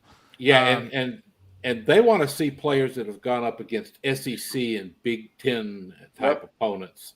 So Ian Rappaport's tweet intimates that the Seahawks did consider trading. Who here thinks that tonight, when the Cowboys do their post-draft press conference, that we will hear through some way, shape, or form that they were on the phone with Seattle, that they were considering trading up? Who thinks that is going to happen, that literally just happened? I think it's a possibility. I think they'd entertain it, and I think that's one of the guys that they were interested in possibly doing it for. So everyone that I've seen and follow has said that it's looked messy. It looks like that it may have happened, and it didn't ultimately, but I wouldn't be surprised if the Cowboys are in the mix. NFL Network's James Palmer just tweeted that this was a spot where the Eagles had conversations. So the Eagles obviously have 2 first-round picks. They were talking to Seattle. Who could Philadelphia be interested in coming up to get, Connor? Drake London's already gone. Jamison Williams. You got Washington, who needs a receiver. You got the Jets, who need a receiver. You got Minnesota, who could take a receiver. Houston could take a receiver. Baltimore could take a receiver. So if they got their guy who maybe Drake London wasn't their wide receiver one, it was Jamison Williams or Garrett Wilson, and you got 4 to 5 possible teams in front of you who could take receivers, you're going to try to move up and get your guy. Paul, how are you feeling right now? I'm not entirely too sure. I'm still kind of not sure what we're going to do. I really don't. Like I said it from the start of the draft. It's like this year I literally have no idea how this is going to go, and I'm still feeling the exact same. I know it's not much to really kind of give you back in response, RJ, but I'm just watching this Twitter going off and NFL Network going off. I'm just still kind of like processing everything in my mind right now. It's like, yeah, I'm just kind of not sure. I'm jealous what the Giants have done. I think they've done well. I'm just really interested to see what Washington and Philadelphia now do. I think that's going to set a principle. It seems like the Jets are going receiver. Jamison Williams, probably. No, it is Garrett Wilson. Yep. Oh, So the run on receivers has started a bit. The Atlanta Falcons taking Drake London, the New York Jets taking Garrett Wilson. there's a lot of people here, a lot of people around Cowboys Nation everywhere that want to see Dallas take Traylon Burks, Chris Olave, Jahan Dotson, George Pickens, like whatever. I mean, we got a lot of picks to go and a lot of receivers to potentially keep going. Anybody have a thought on that, or just me? Am I the only one? No, I mean, I think we always knew the Jets were going to go receiver at 10 if they stayed in and picked. I still think they probably prefer Drake London just because he's a little bit different than what they have in Elijah Moore and some of those other guys. But, I mean, Garrett Wilson was my wide receiver 1. So, I mean, if I was a Jets fan, I'd be thrilled right now. I think he brings a dynamic to that offense paired with Elijah Moore that's just – I mean, that's an explosive receiving tandem that can make plays down the field, break tackles after the catch. I mean, that's a fun little group to have. Yeah. Annoying thing, Dan, is we now have to hear the like Wilson to Wilson thing happening over and over and over again with the You know Jets. what? You better put those Wilsons on your fantasy team because I mean, like what Connor said, Elijah Moore and Garrett Wilson there. That's going to be some. I mean, that's got to make a young quarterback happy. Yahoo's Charles Robinson tweeted that the Jets considered taking him at 4. What a shocking report, right? Like a team with 2 first-round picks really was going to take the second guy they got with their first rounder. I think that was serious. I mean, all I'm saying is like it is a bit of a chalk line. I believe it to a degree, obviously. Sure. Who do we think has of the 2 New York teams? Who do we think has had the better night? The Jets, Sauce Gardner, and Garrett Wilson. Now the New York Giants get Kayvon Thibodeaux and Evan Neal. Very different approaches, and they're in different places as franchises. So the Giants addressing the trenches, whereas the Jets addressing obviously the areas of the field that involve passing. I guess is the widest way I can cast that net. Who likes who more? Speak now. I like the players that the Jets are picking, but the position and where the Giants have actually built being on the edges, it just makes the Giants better, point blank period, at some really important positions. Yeah, the whole concept of building from the trenches first is how you go for long-term success, which says that the Giants have a different attitude now that they've got a different regime running things. Everybody in our chat agrees that the Giants have had the better night of the 2 New York teams, which is frustrating. Like Tony said, I like what the Jets have done too. I just think when you look at positional value for offensive tackle and edge rush, it's just a little bit, which receiver and corner are valuable too, but it's just a little bit more valuable for those 2. And it's crazy because, if you look at the Jets, so many viewed Sauce Gardner as the best corner in the draft, and many viewed Garrett Wilson as the best wide receiver in the draft. So they got 2 at some important positions, So that's, the Jets are no slouches, but the Giants just put together where it matters. All right, speaking of the Giants, let's stay in the division. Well, actually, let's say goodbye to Paul. Paul, you're heading to hang out with the UK Cowboys group. We'll see you later on tonight. Yep. Happy trails. Thanks for hanging out with us for a little bit. Everybody give Paul a round of applause. Paul. Don't worry. Don't worry. I'll be back. Don't worry. Thanks a lot, Paul. Have a good one. Okay, RJ, so yes, Connor. Can I say something real quick? Always. A couple of players that we might have expected to go in this top 10, 11 picks that haven't been. Jermaine Johnson and Kyle Hamilton haven't been picked yet. Well, so those that's are some names to kind of circle and see. That's where I was going, Connor. So you read my mind. You mentioned Kyle Hamilton. He's a pretty vogue pick for the Washington Commanders, who are now on the clock with the Jets having taken Garrett Wilson. In that spirit, Connor, we'll start with you. We'll go reverse clockwise order. We got to trade back. Washington traded out. Oh, my gosh. Whoa. Oh, my gosh. Do we have a special Tom, give us a trade noise, a random noise. Go, Tom. Wah, wah, wah. Okay, that was not good at all. Tony, give us an exciting noise. We just got to trade. Come on. Who's coming up? Philly? Where are you guys seeing that? Let's see here. Rappaport, just the Saints are on the clock. They're coming up to get the tackle, hopefully. Hopefully it's Trevor Penning, and then you don't have to run any bad trade-ups. All right, we're getting our banner up here. The Washington Commanders have moved out of the pick, 11 overall. So this, we don't. I mean, obviously, we'll see what the Saints admit tonight when they meet with the media. But the Saints already have moved in this first round. The trade they executed with the Philadelphia Eagles. A lot of people thought that they were going to use their capital to move up further. Some people thought maybe in the name of a quarterback. But the Saints now on the clock at 11 overall. Connor, you're saying it's for a tackle. No, it's I'm quarterback. saying, well, that's what Dove Clayman says possibly for Malik Willis. Let's see here. We're all waiting. We're all waiting with bated breath to find out who the Saints. Matt Davis says Saints will go lineman. I don't know. I mean, if you're trading up, it has to be for a quarterback, right? Like It could be for a wide receiver too, though. It's got to be for one of the quarterbacks. I mean, Sorry, this was a long wait. This was a long road to get here. It has to be for a quarterback. Raise your hand if you think it's a quarterback. It would be beneficial if it was. Yeah, It'd be beneficial though if it's Penning as well. Like both situations are great. What I was going to ask when Washington was on the clock, what we didn't want to see them do. I don't want to see Washington laying Kyle Hamilton. Right. And so they might be out of range. I mean, we'll see. Still waiting. Is there any? JP Finley noting Washington gets the 16th pick and more ammo later in the draft. Says watch for Olave at 16. That was my question. Where they? The Saints are trading the 16th pick, a third rounder, and a fourth rounder for the 11th pick. That doesn't seem like much to move up 5 spots. Say that again, Connor. The Saints are trading the 16th overall pick, a third rounder, and a fourth rounder, which is 98 and 120 for the 11th pick. So that gives you an idea what the trade value is, and it's not much. Yeah. All right, so we've got the compensation up here. To move out of the top 15 to come up all the way to 11 and only to give up 1 pick inside the top 100, which is the 98th overall pick, I think that is nothing. Yeah. Especially when you consider that New Orleans gets to keep their other first-round pick. Yeah. That makes me think it's not for – I almost feel like maybe they got with Washington and said – I don't know. Because normally that quarterback taxes makes it more expensive. But if it's not for a quarterback, then maybe they just said, hey, we're coming up for Trevor Penning. We tripled Pinky Promise. And they were like, fine, we're not taking Trevor Penning. So if it's not a quarterback, who do you think it is?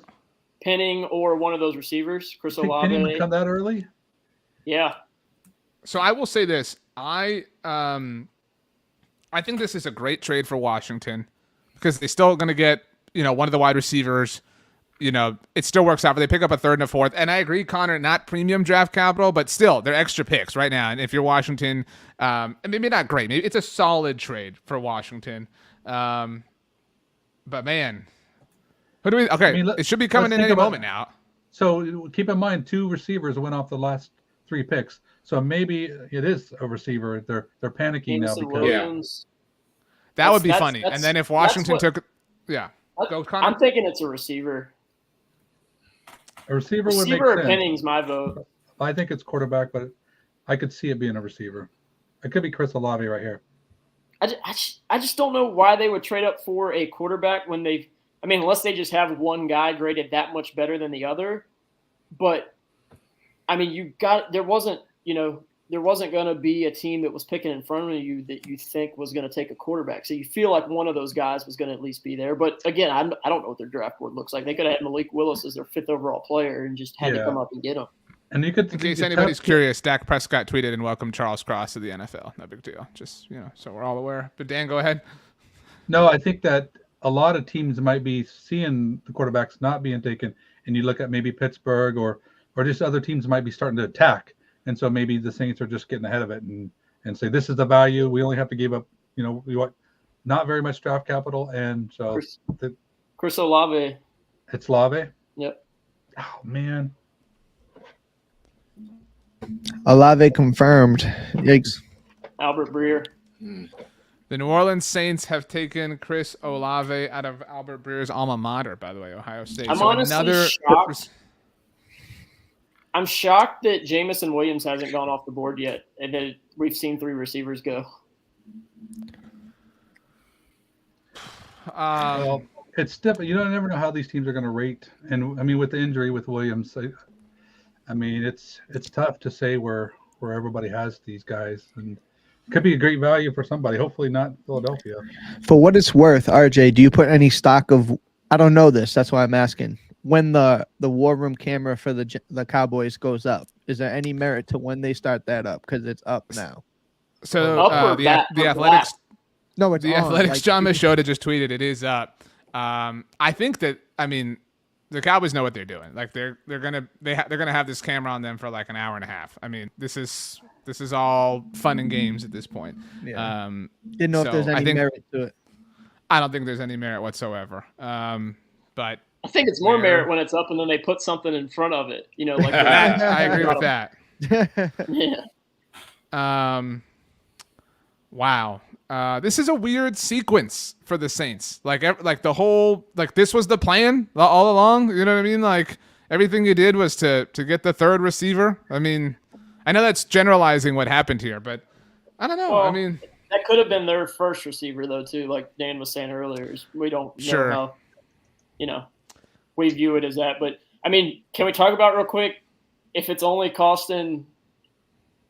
We've talked about how much we didn't want to trade up, but if you could move 24 and let's just say 129, because the further you get back in the round, the less value those points are.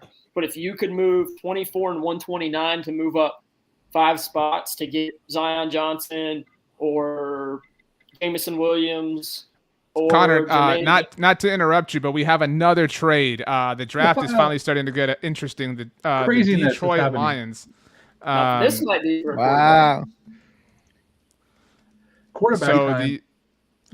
The Detroit Lions, a rare in-division trade. The Lions have traded with the Minnesota Vikings for pick number 12. Do we think this is a quarterback? This has to be, right? I mean, the Vikings do it knowing that they're coming up for their quarterback of the future? Or do they care? Please come get him. Yeah, that shows exactly what the Vikings think of it. We're only checking with you if you make a quarterback. Who do you think it is? Is it Willis? It could be Jermaine Johnson. Yeah. If it's not a quarterback, it could be Jermaine Johnson. I don't put a lot of stock into this, but this is like if you're selling hope, which is what the draft is all about. This is like the perfect draft for if you're a Lions fan, because you got your star pass rusher, defensive player of the year candidate, who's like a homegrown dude. He's a lot of Lions fans or Michigan fans, etc. And now you get your franchise quarterback. Like you could start to kind of believe in a project that is finally happening. You finally have some faces to kind of put to this idea that Dan Campbell is building there. I'm happy for the Lions. I'm happy for them.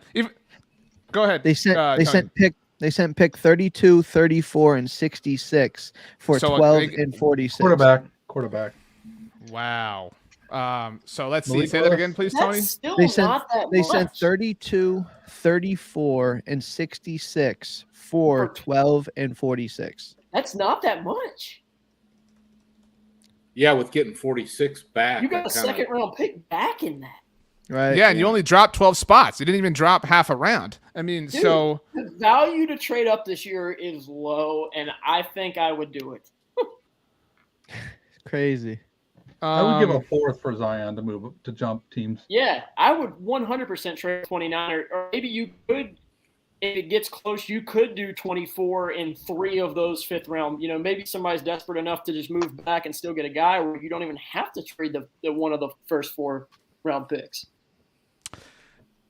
This has got to be a quarterback. It has to be. So we're all hands up. It's a quarterback, right? We all think it's a quarterback here. Everybody's in agreement. Tom, you're the only one who. Okay, Tom, you're wearing Lions colors here. I mean, at least show some pride. Oh, that's accidental. Which quarterback do we think it is? Tom, you go first. Give us a name. Shoot. Quarterbacks are so weak. It could be Pickett. I don't know. Tom, not could be. We need you to give us a name. All right, Connor. It's Malik Willis, 100%. If they're trading up, it's 100%. I'm going to go. I would pick Pickett, so I'm going to say Pickett. Tony. I'm Malik Willis. That's the one I've had in my mind. Congratulations to Tony and Connor. I agree with you both the most. Wait a minute.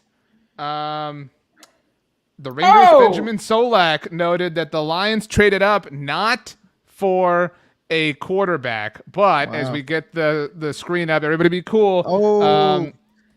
Okay. It is for Alabama wide receiver Jameson Williams. Wow. They love these wide receivers. The receiver run happened quick. The tackle run happened quick. The edge rush run happened quick. Wow. Sheesh. Saints may be betting on getting their quarterback at 19. I don't love doing that for a receiver. Like, you could have gotten a good one who's likely to miss a good chunk of the season. Oh man, This is crazy.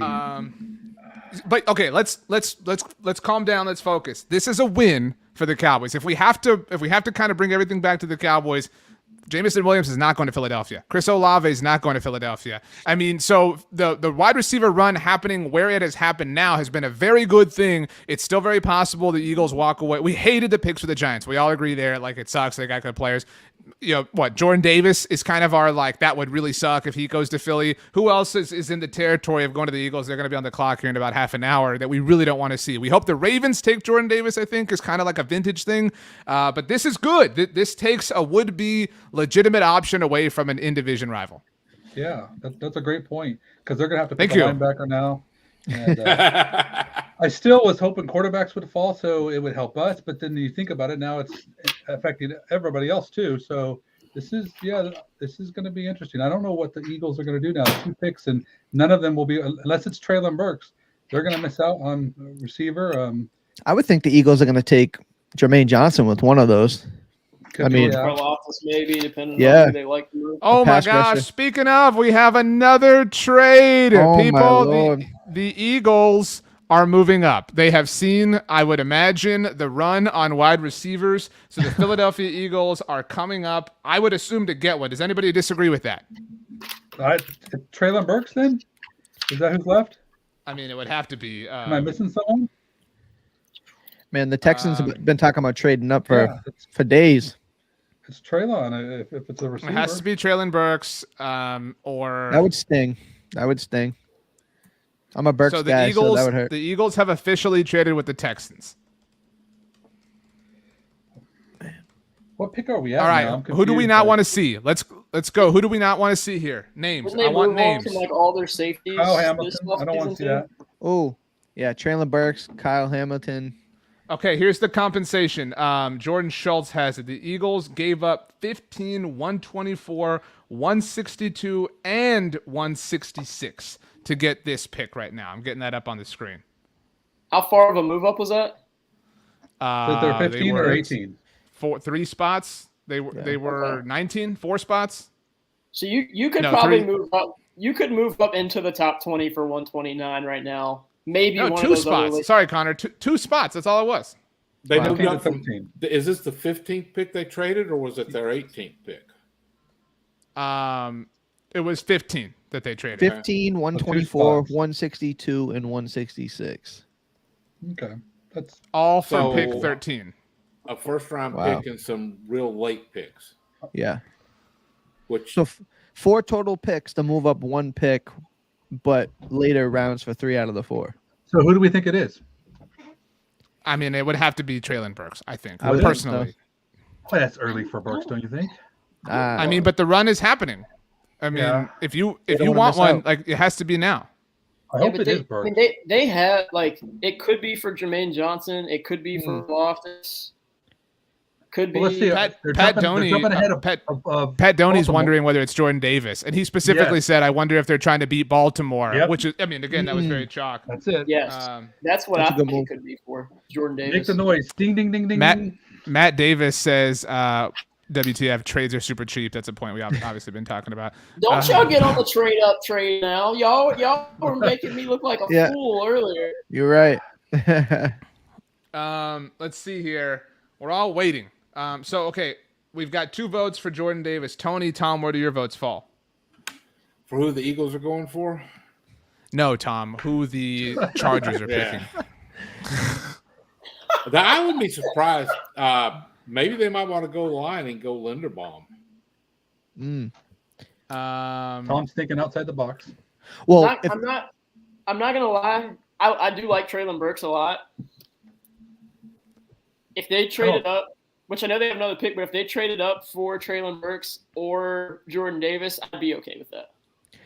I think it might be Jordan Davis. After thinking about it with the Baltimore Ravens trying to jump in front of him, it makes too much sense. It is Jamison Williams. That is the pick for the Philadelphia Eagles. No, that was the pick. No. Sorry. I misread thing. I was talking and reading at the same time. That was sorry. You almost give me a heart attack.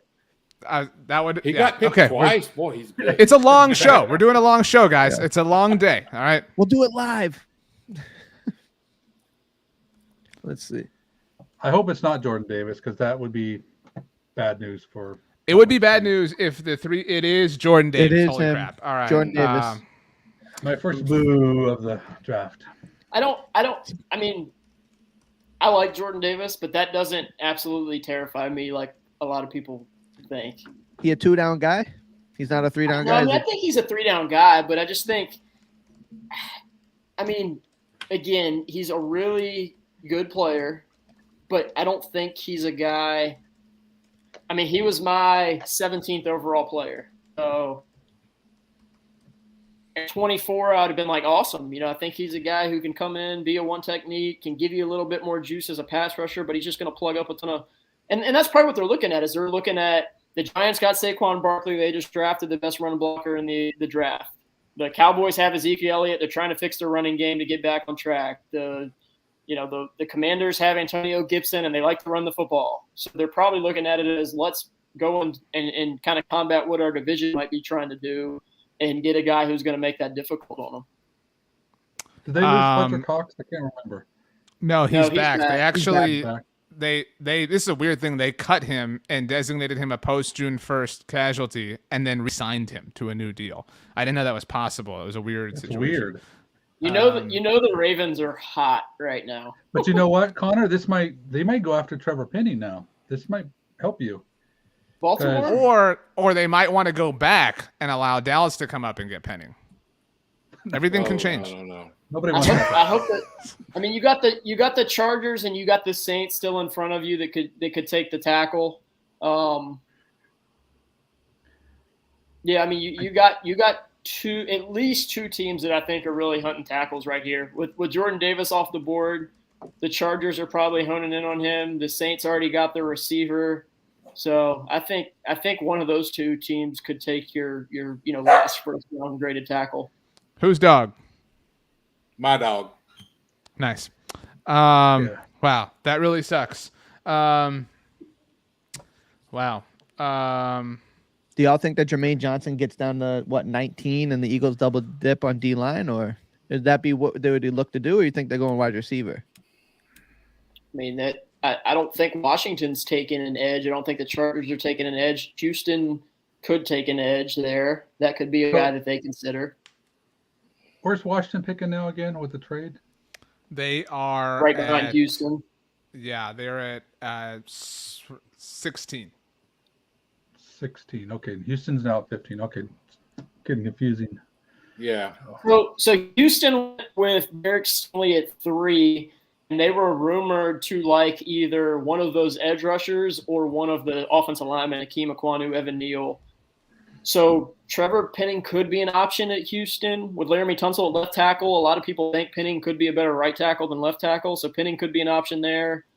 And then Jermaine Johnson, George Karlaftis, Kyle Hamilton could be an option for Houston there. I mean, he was a lock to go there at number 3 until the combine happened. So maybe they jump back, pick him outside the top 15 and are really happy about that. By the way, Jordan Rainan, Dan just tweeted out, my understanding is the Giants are about to take Evan Neal at pick number 5 until picks 3 and 4 unfolded the way they did.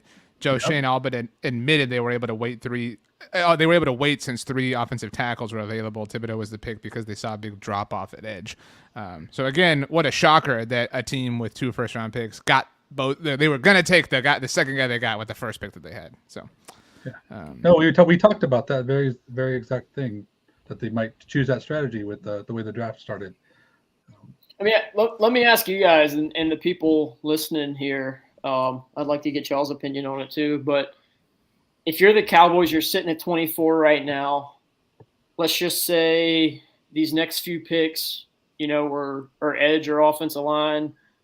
Would you consider seeing if you can just move up 129, 24 to get Zion Johnson? Would you make sure that you get whether it's Zion Johnson or Kenyon Green, would you trade 129 to confirm that you get your top-rated interior offensive lineman? Yeah, I would do that. I'm a big Zion fan. I mean, the fourth rounder's not has given up as much, but Yeah. Yeah. I don't know. I mean, would anybody here not do that? I mean, I would do it. If it starts to get really dicey, I could see that being worth it. Yes.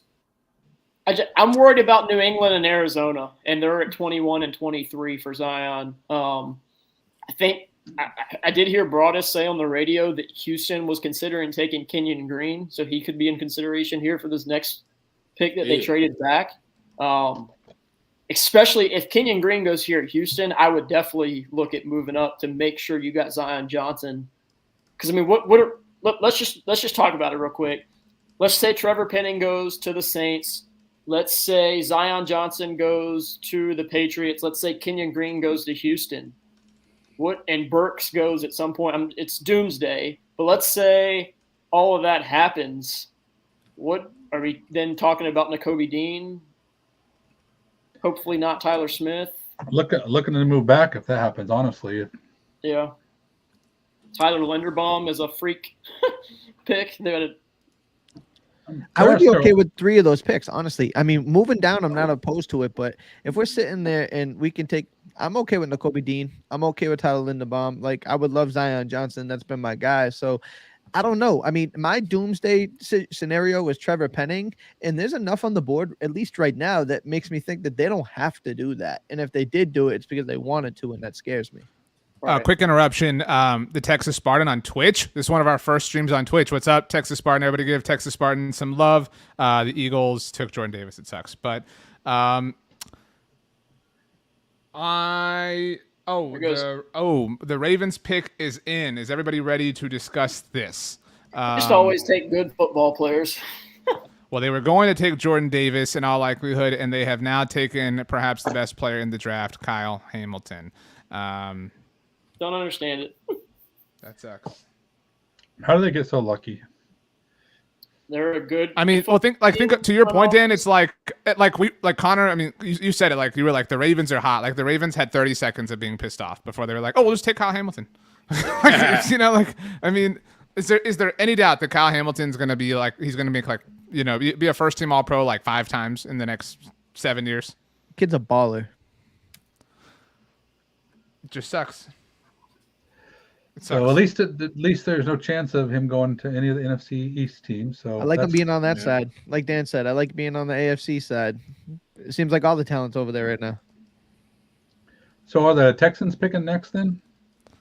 Yes. They are. Okay. But back to the discussion that you brought up, Connor, before Kyle Hamilton went off the board. So would you trade 24 and 129 to move up to land Zion Johnson? I don't even care who it's for. I mean, I do care who it's for, but like, if that's all it takes, if your guy's there, like, again, we have opinions on who, your respective guy would necessarily be, but like, if the price to move up to get who you want is 129, do it at this point. Like, that's not, inconsequential. Like, that's not holding me back at this point. If that's all it takes to move up right now is 129, let's do it. Let's party. Let's get the guy, get the dude you want. This is supposed to be, you weren't active in free agency. This is supposed to be when you get your guys, you build your team, you targeted him for this long. I'm totally fine. 129 is inconsequential in my mind. Somebody mentioned it too in the comments, but another name we didn't really talk about trading up for could be Devin Lloyd, a guy that, I'm not comparing him to Micah Parsons because I think that I've heard that a lot. And I buy that is nowhere near the athlete that Micah Parsons is, but the ability to win as a rusher, to cover, to play the run, he kind of does a lot of those similar things. I wouldn't love taking another linebacker after you drafted Leighton and Vander Esch in the first round. You drafted Micah Parsons in the first round, and then you draft Devin Lloyd. But that's a name to kind of – he was a 30 visit, so that's a name to kind of keep an eye on too as we creep towards 24. Tony, how are we feeling? Let's check in. I mean, we got another pick. It's it's interesting. It's it's looking, I was just reading the thing here. It's interesting. I mean, the fact that there's been no quarterbacks is it's not surprising, but it's noteworthy. There's been no quarterbacks. The run on tackles, the run on wide receivers.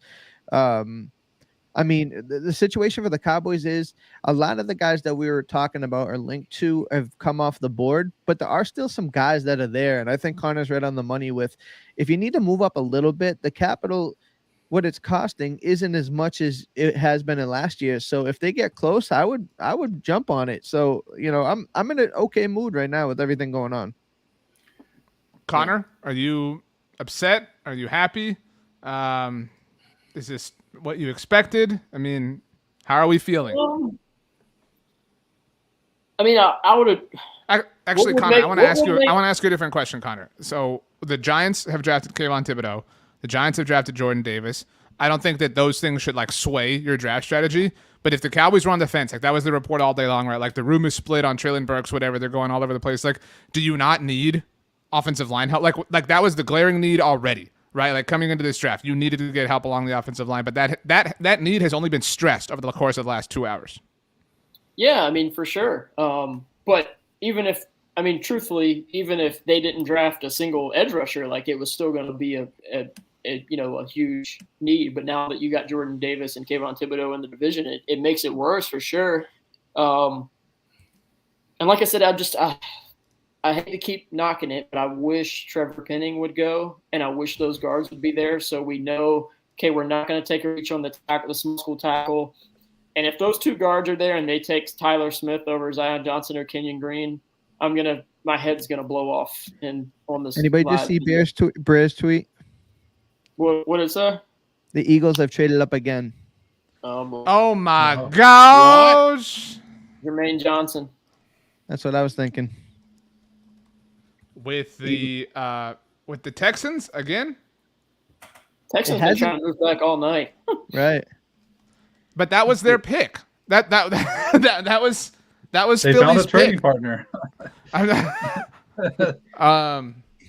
The Texans right now are truly Dwight Schrute with the magic beans. I wonder if Houston was trying to get Kyle Hamilton. They were linked to him a lot in the process at free. They traded back and Kyle Hamilton will be there, and then he wasn't, and they're like, crap. Let's get back out of here, I guess, and figure out what we're going to do. It's their own fault for letting Wait a Eagles. minute. He deleted the tweet. Yeah, he deleted the tweet. Jordan Schultz has a tweet. So hang on. We're going to wait. We're going to wait till this gets official. Yep. Jordan Schultz has tweeted that the Texans are picking. And I don't want to say anything. Nobody say anything until we have a little bit more. If you see Jordan Schultz's tweet, because we're just waiting to see exactly. Oh, there's Kenyon Green. Kenyon Green. Connor! Sorry. To the Texans, though. I just called that one. I had to call it. I know. So it looks so that the Eagles trade then was not with Houston. If Philly truly is trading up, we're kind of waiting to see here. Then it was with Washington, and that was correct. Okay, so let's follow the path here. Washington traded back with New Orleans, and that New Orleans pick was originally Philadelphia's. So Philadelphia then traded with Washington, the pick that they, you know what I mean? There's a lot of cannibalism with this pick. But the Houston never traded back again. That right. No, that was right. That never happened. They stuck there and picked Kenyon Green, which, like I said, I knew that we kind of heard some rumbles that were hunting. If I was Dallas, I'd be trying to get up in front of New England and Arizona because they're going to take Zion Johnson, and then you're going to be in a really ugly spot, I think, because you're looking at Burks possibly gone, Zion possibly gone, Kenyon Green possibly gone, likely Trevor Penning possibly gone, and that's your Tyler Smith doomsday scenario we're going to not be happy with. So you're saying that Philadelphia traded with Washington? So who are they jumping the Chargers We're for? still waiting to see that, Tom, whether or not Philly did trade up again. What we know right now is the Texans just picked at 15, which was the pick they got from the Eagles when they moved back, and they have taken Kenyon Green. That we know for sure. That really sucks. I mean, that really sucks. That really sucks. The first thread has been tugged at, to your point, Connor. Yeah, it's getting getting a little dicey, I think. Yeah. Yeah, it is. Like I said, you got Houston just took Kenyon Green. Washington. Whoa. Wow. Okay. Yeah. There is a trade that is not involving draft cap, or it is involving draft capital. The Baltimore Ravens have traded Hollywood Brown and a third rounder to the Arizona Cardinals for pick number 23. Oh. Okay, So let's get this up on here. One of your Zion candidates. Wait, what? They traded what? They traded 23? No, the Ravens traded, it's up on the screen now. Marquise Hollywood Brown and a third round pick to the Cardinals for pick number 23. So the Cardinals have traded out of the first round. Or at least for now, for the moment.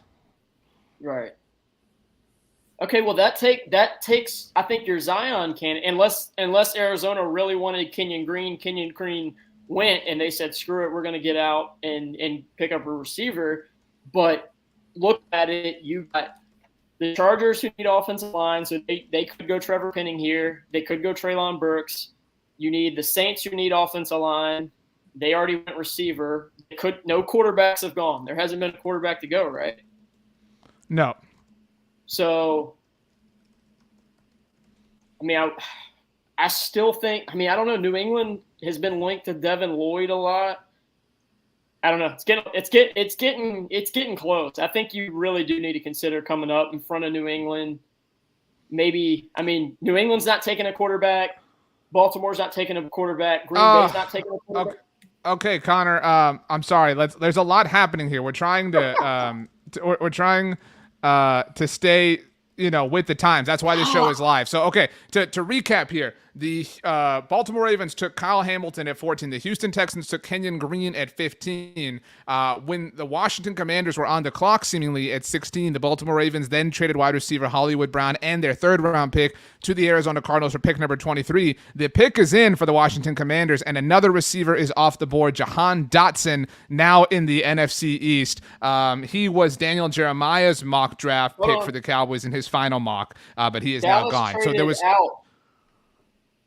What's that, Connor? They are not on the NFL Network list of teams coming up, so it looks like Dallas might have traded out of the first round. They are still there. Baltimore. They're still on my feed. My NFL Network broadcast has the has Baltimore now in Arizona's spot because they have that pick by way of the Hollywood Brown trade. Dallas is still there. They just fixed it. Okay. Well, Connor, you were sending us all into a tizzy. God, I did. I'm sorry. Okay, so all right, let's calm down. Okay, so a summary of the last 5 minutes. Again, Kyle Hamilton is now a Baltimore Raven, which is cool if you're a football fan. That's going to be a good thing. Again, it's inconsequential to the Cowboys. Kenyon Green off the board, Dan, now a member of the Houston Texans. Hollywood Brown now gone from the Ravens to the Cardinals, birds of a different feather. That matters because the Cardinals now no longer pick in front of the Cowboys, directly in front of the Cowboys, which seemingly allows for Zion Johnson to still slide to Dallas, which is important because Kenyon Green is now off the board as well. The Washington Commanders have picked at 16. They have taken Penn State wide receiver Jahan Dotson, which means in true total actuality, real time. I know a lot of you are watching the television broadcast. We are going off the picks that are being leaked. The Los Angeles Chargers are on the clock at 17 overall. So, Dan, your thoughts on the last few minutes of what has happened here? Well, the Kenyon Green thing obviously throws a wrench in things. Yeah, I mean, moving up for Zion, might be the way to go. But I'm trying to think where we could actually move up because, yeah, we want to get ahead of New England. But are the Steelers going to take a quarterback at 20 or, are the Saints going to take a quarterback at 19? So, I mean, where would we even find a trading partner? So I'm starting to just prepare myself for just staying calm and just making a pick and not Chargers panicking about it. Up. So the Chargers are sitting there at 17. That's their pick, Connor. They're going to move up. That's their pick. What? All right, Kyle. But the Chargers at 17 are already on the. Okay, sorry. God, I'm losing my mind. I need to log off for a little bit. It's okay. Everybody take a breath. Everybody calm down. But so we have had 5 receivers go. Am I correct? Somebody help my math here. Yeah, Drake London to the Falcons, Garrett Wilson to the Jets, Chris Olave to the Saints. Who am I missing here? Jamison Williams went to the I have forgotten already. Where did Jamison Williams go? Somebody help me out here. Detroit. Thank you very much. In the trade up. So 2 were traded up for, and Jahan Dotson, who the Commanders traded back to take ultimately. That's 5. 5 receivers taken, but 1 receiver. Technically 6 teams have a new receiver because the Cardinals traded for Hollywood Brown. Tony, they have reunited him. Kyler Murray, I interviewed him last year at the Super Bowl. It was a virtual interview, and he said he was pissed when the Cowboys took CeeDee Lamb because he loved playing with him at Oklahoma. He got another Oklahoma guy in Hollywood Brown. Yeah, I think they're trying to appease Kyler Murray, bring some of his friends, bring some talent around him, because they got a contract situation that it's gonna get a little harder before it gets easier. But I think this helps him bring a buddy in, somebody he's familiar with. So good move for the Cardinals. Okay. John Owning, friend of the show, tweeted Connor that the Chargers and Patriots are the big Zion landmines to avoid. We still have those picks, obviously, in front of the Cowboys. The picks remaining in front of the Cowboys, Connor, now that the Commanders pick is in, we've got the Chargers, we've got the Eagles again, the Saints again, the Steelers, the Patriots, the Packers. The Packers receiver options are really drying up, Connor. Everybody really has mocked a lot of receivers to them the whole draft process, especially after the Devontae Adams trade, but that doesn't look like it's going to come to fruition. No, and I mean, that was a topic is people thought Garrett Wilson or Chris Olave or something of those guys would be there. And I was like, there's no chance. Those guys are all going to be going within the top 20 easily. And again, you got Treylon Burks still there, who is a guy they really like. I think they like London, they like Olave, they like Burks the most. So I think he's your option at receiver. But the Saints already took their receiver, so they're probably going to look at a tackle. That would be my guess, unless they like a quarterback. That could be the first quarterback off the board. It's tough to. I don't think Zion Johnson's going to make it to 24. So if you want Zion Johnson, if you want a left guard, a good left guard, not Tyler Smith, I think you need to move up. For what it's worth, David Hellman, staff writer for the Cowboys, tweeted, "I don't think Dallas would have drafted Kenyon Green because of a knee issue." So just for what it's worth, he's under the impression that they would not have taken him. David Moore from the Dallas Morning News just tweeted, again, kind of stating the obvious here, but with Kenyon Green gone, it's hard to envision a scenario where Zion Johnson makes it to the Cowboys at 24. Also hard to see Treylon Burks sliding there. So right now... This is the Doomsday scenario, right? Right. So, okay, let's and Dan had to step out for a moment. Yeah, it's a long show, everybody. Everybody's got to go get a coffee or something. What's that, Connor? Zion Johnson gone to the Chargers. Is that what you're saying? To the Chargers. The Albert Breer. The Chargers are taking Boston College guard Zion Johnson at 17. Wow. Okay, Tom, give us a womp womp sound. Let's go. All right, I didn't know a camel joined our live show. That sucks. We are now starting to panic. This is unfortunate. Dan is getting back in the show. Dan, welcome back. Dan, now you've got your headphones in. Welcome back. I don't know if you can see on your screen, the Los Angeles Chargers at 17 overall just took Zion Johnson. Both guards off the board for the Cowboys. Oh, that's terrible. Oh, well. What are you going to do? RJ, we talked about this. We talked about this. I think it was our mock draft Monday we did where before we picked, I said, we need to move up if we want one of the – they fell on the simulator. But I said, in real life, I think there's a scenario where both of those guards are gone at 24. And we didn't trade up. Kenyon Green was there. I think that's who we took. But we noted that in real life, we were like, there's a good chance that both of these guards are gone with New England, Arizona. I didn't see the Chargers going guard. I thought they'd go tackle, but we kind of discussed that this could happen. Trevor Penning's coming our way. Whoa. Did you just see this? Are you kidding me? A.J. Brown is a Philadelphia Eagle. Holy crap. Oh, my gosh. Okay, let's get this up on the screen here. Wow. Can we just Okay, trade all right. 24 for Deebo Samuel? Okay, so the Philadelphia Eagles we have had 5 receivers drafted, one of them to an NFC East team in the Washington Commanders. We've had a 6th receiver join a new team with Marquise Hollywood Brown being traded from the Baltimore Ravens to the Arizona Cardinals. Now the Ravens pick ahead of the Cowboys. Zion Johnson no longer an option, but they do still pick ahead of Dallas. And now A.J. Brown. The Philadelphia Eagles were long in the rumor mill for Calvin Ridley before he was suspended before the season. They were supposedly theoretically involved in the Tyreek Hill discussions, the Deebo Samuel discussions, etc. But the Philadelphia Eagles have finally gotten their receiver. It is A.J. Brown from the Tennessee Titans. Presumably involves this pick that they were on the clock with. But wow, who wants to go? Anybody, go. So it's hang on for, a second. Hang on. It is for the 18th overall pick and another 3rd round pick. So the Eagles giving up a 1 and a 3 for A.J. Brown. Anybody think that's worth it? And obviously likely going to pay him. Anybody feel like who wins this trade, the Eagles or the Titans? Eagles. It's not even close. Yeah. I mean, it's a question. That's all. I'm just trying to host, Connor. Jeez, I mean. No, I know. I'm not saying you. I'm just saying they're doing good things too. Washington did take a receiver that I liked. I didn't love there. So if you're looking for some sunshine, I don't think Washington's got. That's a reach. I agree. Yeah. The Giants in Philadelphia are doing some good things.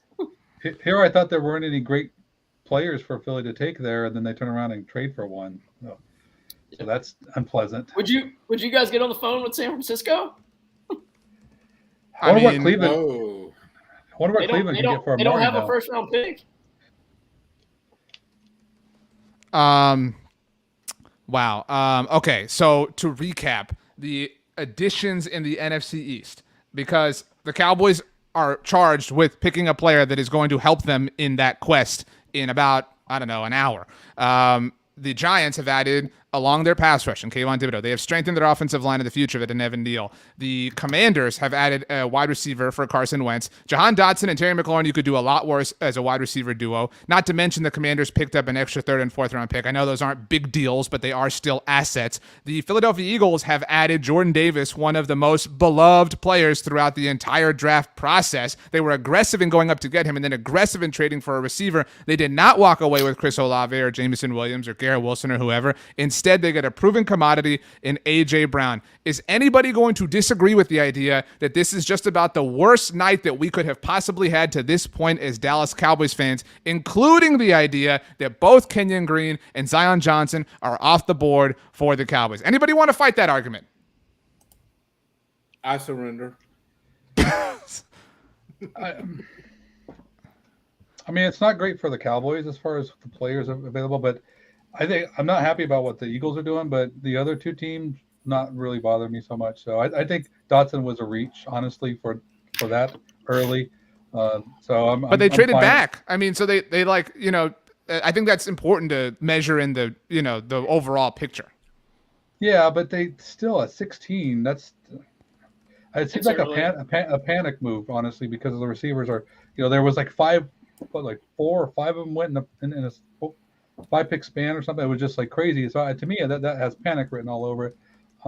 Outside of what Philadelphia just did to get A.J. Brown, which is one of the more talented receivers in the league, I mean, I'm not too upset. I'm just wondering, what are the Cowboys going to do? What's going on with the quarterbacks, and now what for Dallas? I mean, who do you guys want right now? Who's your big target? Traylon Burks?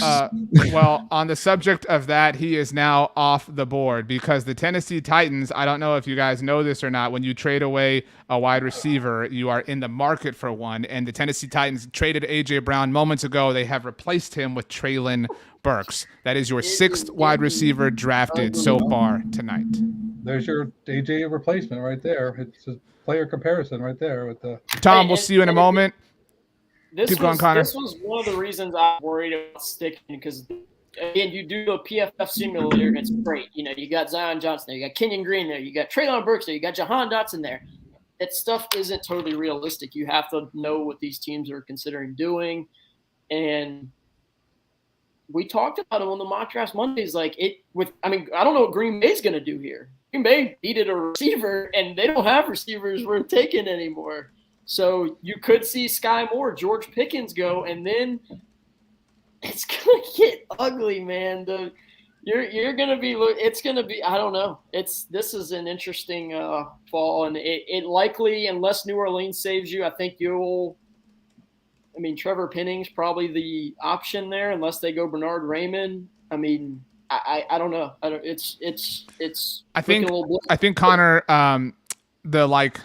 the please save us pick, if you're a Cowboys fan right now, is who? I would argue, I would posit that it is Tyler Linderbaum. By the way, Mark Lane now joining us. Mark, welcome to the draft night coverage. Tom Ryle, like I said, stepped out for a little bit. Mark, in case you forgot or didn't notice, this is like DEFCON 1 for the Cowboys, the way things are going. But Connor, Tyler Linderbaum, if that's the pick, we don't riot, right? Like we're pissed, we're sad, but we understand the way things went. But at least you took a pretty good football player. You took a day one starter. Yeah, if you draft Tyler Linderbaum, I think you're getting. I mean, he's my 9th overall player, so I'd love that. I don't think there's any evidence out there that says they'd take a light, short arm center. But I mean, yeah, if they did, I'd be excited about it. He fits good with their offense, the way they like to run the football. But I mean, that could be the thing that saves that doomsday scenario. Yeah, if they just go, crap, we got blanked in the first round. This guy's a top 10 player for us. We didn't think we were going to draft him, but let's do it. Dan, who is your save us scenario? If it's not Tyler Linderbaum, what other option is out there for the Cowboys to salvage this night, even though they haven't technically done anything tonight, but it is all piling up against them? Well, the top player on my board, unless I missed something, is Washington cornerback Trent McDuffie. So to me, I think that was just a great value for the Cowboys if he makes it that far. Mark, how are you feeling about this night? Well, it looks like that there was a run on everything that Cowboys fans expected. And I think that really where Cowboys fans are right now is they want to see this 24th overall pick, or even if they trade up to 21 or something, they want to see this first round selection address a concrete need. Because if they go with BPA, I think initially they're not going to buy it until you get throughout the OTAs and into training camp and then talk yourself into how it was a really good pick. Mark, I'm sorry to interrupt you, but we have some news on what has happened here. And that's just kind of the way this night is going. So the Eagles just traded for A.J. Brown, and they just paid him as well. It is a 4-year extension for A.J. Brown worth $100 million and $57 million guaranteed. Your thoughts to that, Mark? I know that's like breaking news to you right now, but the Eagles going all in on A.J. Brown. Yeah, too bad. For the Cowboys, that they weren't able to make hay while the rest of the NFC East was down, because now it looks like they're all restocking and retooling. And I think that this adds to kind of the consternation that Cowboys fans are having with seeing all of their picks in the mock drafts and everything go away. What's funny is in USA Today, the paper, they had the sports division do a mock draft, and whoever was doing Houston had them taking, I think it was Trevor Penning. Yeah, Trevor Penning. And then Jory Epstein, who we all love, had them taking Kenyon Green at 24. If that's the swap and they go with Penning, I think that that's a little too much, because then you're over. You've got too many people at that position, because Terrence Steele figures to be a starter. But that'd be funny if it kind of worked out that way. Tom, you left and came back. Do you wish you had stayed away? It was tempting, but I was just thinking while I was taking care of my personal matter, the Cowboys had such great drafts in 20 and 21. Maybe they were overdue for the draft to come up and bite them in the butt. And that seems to be kind of what's happening. We haven't picked yet. I know that, but the board is looking a little sparse, for who they want to get. But to have, and not just that, but to see our division rivals making some pretty good moves out there. Maybe it was we just were overdue. Okay. Let's see here. What let's try to put everything back together. So we know that the Titans have taken Treylon Burks. The New Orleans Saints are seemingly on the clock for the second time tonight. Maybe a quarterback goes here. What are the options? Let's kind of start to list it. We're getting close to the Cowboys pick. What are the legitimate options for the Cowboys? Tony, who is at the top of your list? I might be on an island myself here, but I'm looking at Nakobe Dean. I'm looking at somebody like that, or just looking at Tyler Linderbaum would not be a bad pick as well, but the cup is running dry right now compared to what we were talking about a half hour ago. So I'm a little discouraged compared to the rest of what we thought we were going to have. Dan, who do you not want to see go?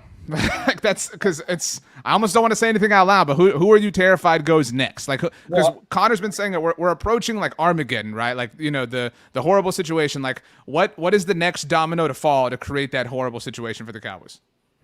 I don't know. They could. To me, there's two players I really love still remaining. With Mcduffie being, to me, I think that would just be a steal at 24 to get Mcduffie. I know the Cowboys aren't necessarily one cornerback. He's supposed to be back and everything, but to me, if you have Diggs and McDuffie on your outside, I'm excited about that. I also like Trevor Penning, so I know that there's some fundamental stuff he's got to work out. He's still a developing player, but the traits are there, the size is there. The athleticism. There is a lot to work with him. So I would be happy at 24. I didn't want to move up to get him, but perfectly happy at with him at 24. So to me, there's still two guys I would be happy about before I start to get really. Let's throw a name out. The Dallas Morning News' David Moore has just tweeted. Obviously set the stage that the run on receivers and guards has happened. But the name, David Moore floated out, which is important that David Moore floated out. Devin Lloyd. That was the exact name given. How would we feel about that? Connor. I think you're on mute, Connor. I think if you're trying to make a list right now, it should be of real list. Like Dan, I love Trent McDuffie too, but they're not going to draft a guy with sub 30-inch arms. It would be shocking if they did, unfortunately, because he's a really good player. But I think you're looking at Jermaine Johnson, Devin Lloyd. Unfortunately, I still think it's going to be Trevor Penning, Tyler Smith, George Karlaftis should be in that mix. So there's five guys that I still, Jermaine Johnson, Nakobe Dean, Devin Lloyd, and then you got your three that I don't love in Trevor Penning, Tyler Smith, and Bernard. All right, well, Connor, let's get a little dance because the New Orleans Saints have taken Trevor Penning. He is off the board. Well, a bad thing? Is it a bad thing that I'm scared that that's just going to lead to them drafting Tyler Smith at this point? Look, one battle at a time. Tony, you were fist pumping. You're feeling good about this. Yeah, that was I said I have a couple of names I wanted, but I only had a very few names that I did not want, and Trevor Penning was definitely on that list. No, you know what I mean? Nothing personal. I just didn't like the fit. I didn't, there's some things that I thought were head scratching about his play, but I'm not disappointed that he's off the board. Can I add a name to the mix real quick that I don't want, but I think it could be a consideration? Sure. Kyler Gordon, the other Washington corner that does fit the prototype. The size, the length. I think he's kind of the Trevor Penning of corner, and I wonder if they get wiped, do they look at, hey, we got some issues with Kelvin Joseph. We liked it. I know they kind of like him too, so that could be if we're wiped and we don't want to go Devin Lloyd or Nakobe Dean, we're going to go with Kyler Gordon. A lot of people in the comment section, I know a lot of you are there. Matt Davis says, I think Karlaftis should be the pick. Let's see here. There were a ton of Karlaftis pick. Christopher says Karlaftis is the pick for us, says has been at the top of my board. That is an option. I don't think any of us are upset if that happens, right? Like if George Karlaftis is the pick, we're all fine with that and understanding that, hey, that's just the way this, like good players were going to go. Like it was never truly sustainable, that there was going to be some combination of these players available for the Cowboys. But I mean, man, it's not great. Johnson would be great too. Jermaine Johnson is 6'5", 254 pounds, and has 34-inch arms. If that doesn't sound like a Dan Quinn defensive end, I don't know who does.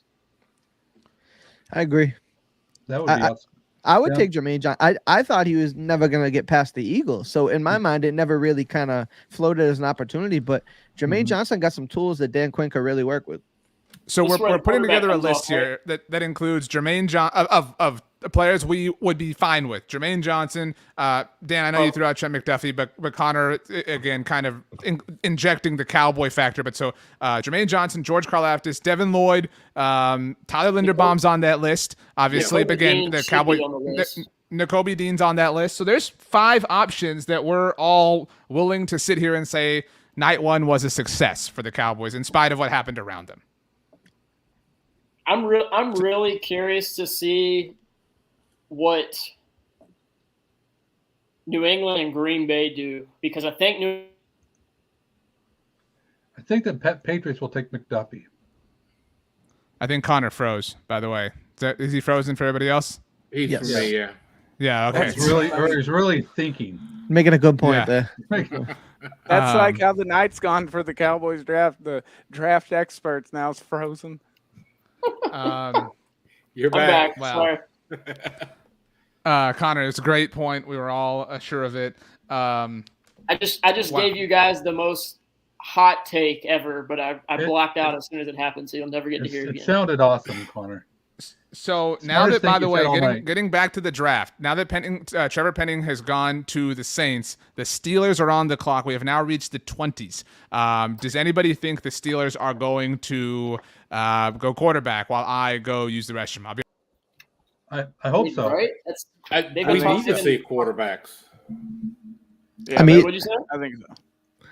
You think so, Mark? You think that this is where it ends? The drought on quarterbacks ends here? Yeah, because there were mocks that had them trading up to get Malik Willis.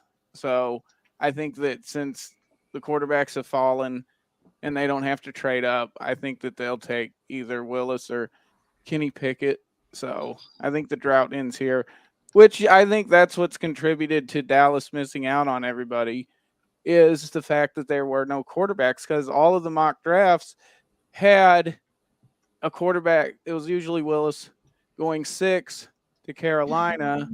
Well, not to interrupt you, I can come in and interject for a fact that the Steelers have taken Kenny Pickett with their 20th pick. So Kenny Pickett is the pick for the Steelers. Mark, what's your initial thought on that? I had an argument with, not really an argument, but discussion with a friend, and he said that Willis is who the media likes, but Pickett is who the scouts and everybody like. And I think that's where Pittsburgh went, but who cares? They could have taken Matt Corral. Somebody needed to take a quarterback to allow the rest of the roster to go to Dallas. Now they'll have a pick. So that just happened, obviously. Yes. So let's walk through this. So we got 3 more to get by before it gets to us. Who we thinking New England's taking? Devin Lloyd. Devin Lloyd? Lloyd is a Patriots pick, I think. I think he fits. That would be my guess. Yeah, that's a really good fit there. But also, I could see them going Andrew Booth or Kyer Elam too, because they lost. Stephon Gilmore left last year. They lost J.C. Jackson this offseason, so it wouldn't shock me if they do look at one of Andrew, which I think Andrew Booth Jr. could. I mean, I've been linked to him at all, but I mean, he kind of fits a little bit of the prototype that they look for in a corner. But I mean, I just doubt they go corner unless you hear the whispers of Kyler Gordon. They like Kyler Gordon, so I wouldn't love that here. But I mean, gosh, we're complaining. I mean, Tyler Linderbaum, my 9th overall player, still available. Nakobe Dean, my 12th overall player, still available. George Karlaftis, my 13th overall player, still available. Devontae Wyatt, we don't see them going interior defensive lineman, but 18. Jermaine Johnson, 21. Devin Lloyd, 23. There's still good players available. It's just not reaching for Tyler Smith. Let's do what Dan said. Let's walk this out and then get the crowd here. So let's let's decide on the consensus next 3 picks hypothetically. So we got New England taking. We said Devin Lloyd. Is that what we said? I've already forgotten what you guys said. Yeah. Okay, let's say Devin Lloyd goes to New England. Let's say George Karlaftis goes to Green Bay. It's been mocked to them a few times, very possible. And then who do we want to give to Baltimore? Probably Jermaine Johnson, I would think. Okay, I think a D-line's going to go back with the Packers and the Ravens.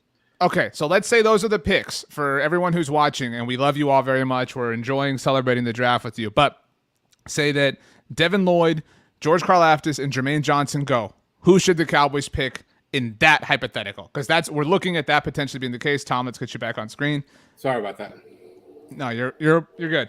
I'm fighting a sneeze, by the way. I am a champion. Who does anybody want in that situation? Because we're getting very, very close. Eric says get Sky Moore. There's a lot of love for Sky Moore, obviously, around Cowboys Twitter. But it'd come down to Tyler Linderbaum and Nakobe Dean for me. In that scenario where Karlaftis goes, Jermaine Johnson goes, Devin Lloyd goes, which that would continue a doomsday scenario, I think, because I think those are 3 guys they would probably consider there. But let's throw out one more hypothetical. We haven't even discussed this scenario. Matt Davis says trade out of the first. At this point, who wants to trade out?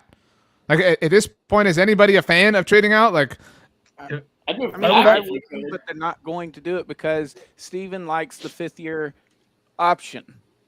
So if anything, they may trade back or trade out of day one, looking to get back into day one like they did in 07. But I don't think that they really leave day one. You think you could trade to 30 and get like I think Kansas City has like a 103. Do you think they'd give you 103 to come up 6 spots? We did that in one of our mocks. At this point, I'm fine with that. I mean, if you move back, I don't know if they'd give you that much based on what the value's kind of set itself at so far, but I think that we have to consider that. Somebody has to want McDuffie. Dax Hill, Sky Moore. This has not been good, fellas. Truthfully, they haven't picked yet. They could still pick one of these players that I have graded highly, and I'd be excited. But we've run a ton of mock drafts this year, and there hasn't been any where all 5 wide receivers and both guards were gone at 24. Yeah, but if Jermaine Johnson makes it, then we won't even care about any of that. Again, David Moore tweeted 3 picks before the Cowboys are on the clock. Jermaine Johnson and Devin Lloyd is still on the board. So you have to figure that could be a direction that they're leaning right now. I don't hate it. No. Just because I know he's a 30 visit, DeMarvin Leal, do we even bring up his name in the discussion here? Not in the first round, I don't think. I just hope it's not Tyler Smith. Todd Archer, who covers the Cowboys for ESPN, very plugged in, just tweeted with the guards and receivers gone. Wonder if defense is now the Cowboys' path. A name to consider: Georgia safety Lewis Sine. And he added, "Yes, I know the Cowboys don't take safeties in the first round, but again, these are. I'm just reading tweets. That's. As a trade back, maybe I would do that. The Patriots just traded back. Minute. The Patriots just traded back. Yep. Patriots. No. The Patriots just took Trent McDuffie. Ian Rappaport put it out. And somebody else put it. Somebody took Trent McDuffie with that pick. Right. It said I got Dov Kleeman with 21 overall in the 2021 NFL draft. The Patriots are selecting cornerback Trent McDuffie. And Rappaport tweeted that they traded back. So we got 2 conflicting reports in seconds from each other. If you guys are wondering why there's a lot of chaos going on this show, just know it's because there's a lot of chaos just going on in general. I love it. I think I would trade back here. I'd get on the phone with Kansas City and try to move back and just, even if it's not a top 100 pick, if you could get a 4th-round pick, I'd be all for that. Kleeman deleted his tweet, so I'm going to think Rappaport is probably right here. By the way, Ian the GOAT, friend of Blog of the Boys, Ian Rappaport. Somebody probably traded up for McDuffie is what it was. Right. Yeah, that's great value for him. Who is it? Who is it? Buffalo, maybe? Yeah, I mean, Buffalo's a good Buffalo, Kansas City are two. God, if Kansas City freaking sit 30th every year and move up and get a top 15 player, The Chiefs. Okay, Yep, the it Patriots is were the eyeing Chiefs. cornerback Trent McDuffie. Then they traded back. Well, that's one of our trade partners The gone. Chiefs moved up to 21. Yep. So we don't know whether the Chiefs gave up 29 or 30 yet. I would imagine 29. Yeah. Okay. But you know what? If McDuffie goes, it's just another player that, I mean, to your point, Connor, the Cowboys were not going to take. I mean, Right. so just that means, push them down at this point. Right. That means George Karlaftis, Devin Lloyd, which I think, gosh, man, I hate to go linebacker in so many straight first-round years. But at that point, Devin Lloyd is a fun – I think him over Kobe Dean. That is a fun player to tag into that defense with Micah Parsons. And, I mean, it would be a fun tandem there. But The Patriots are traded. The Chiefs gave up 29, 94, and 121. 29, 94, and 121. just 421? Yeah. Wow, that's pretty good value for New England, I think. Let's see here. Let me get it up on the board, or up on the screen. Excuse me, I've lost it. It was Jordan Schultz who had it. Here we go. 29, 94, and 121. Wonder if Cincinnati wants to come. I mean, I would love that haul to move back 6 or 7 spots. I'm picking Jermaine Johnson if he's there. I'm leaning towards what Dan's saying, and the reason why I wasn't really big on Jermaine, I just didn't know if he would be there. So I didn't really think the possibility would really be. You never mind. allowed yourself to really consider the option. Exactly. It is Trent McDuffie for the Chiefs. It works for us. I mean, yeah. So we got what were the guys we had kind of mentioned as realistic options? We had said Jermaine Johnson, Nakobe Dean, Devin Lloyd, George Karlaftis. We threw out Tyler Linderbaum. Again, not exactly realistic, and not that Trent McDuffie was realistic either. But Jermaine Johnson on my board is 21. Jermaine Johnson on Dane's board is 11. Devin Lloyd on my board is 23. On Dane's board, he is 9.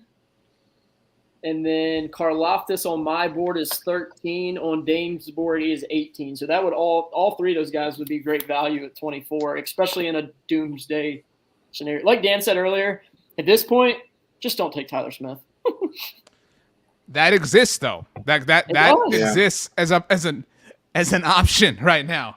I'd rather see them take Linderbaum if they're going to go offensive line. Yeah, Tyler Smith. I mean, everybody would. Just to give you a. We'll do that one too. Tyler Smith is 50th on Dane's board and 70th on mine. He's not even Tyler Smith on your board, to be fair, Connor. Yeah, I hated the guy so much I gave him a different first name.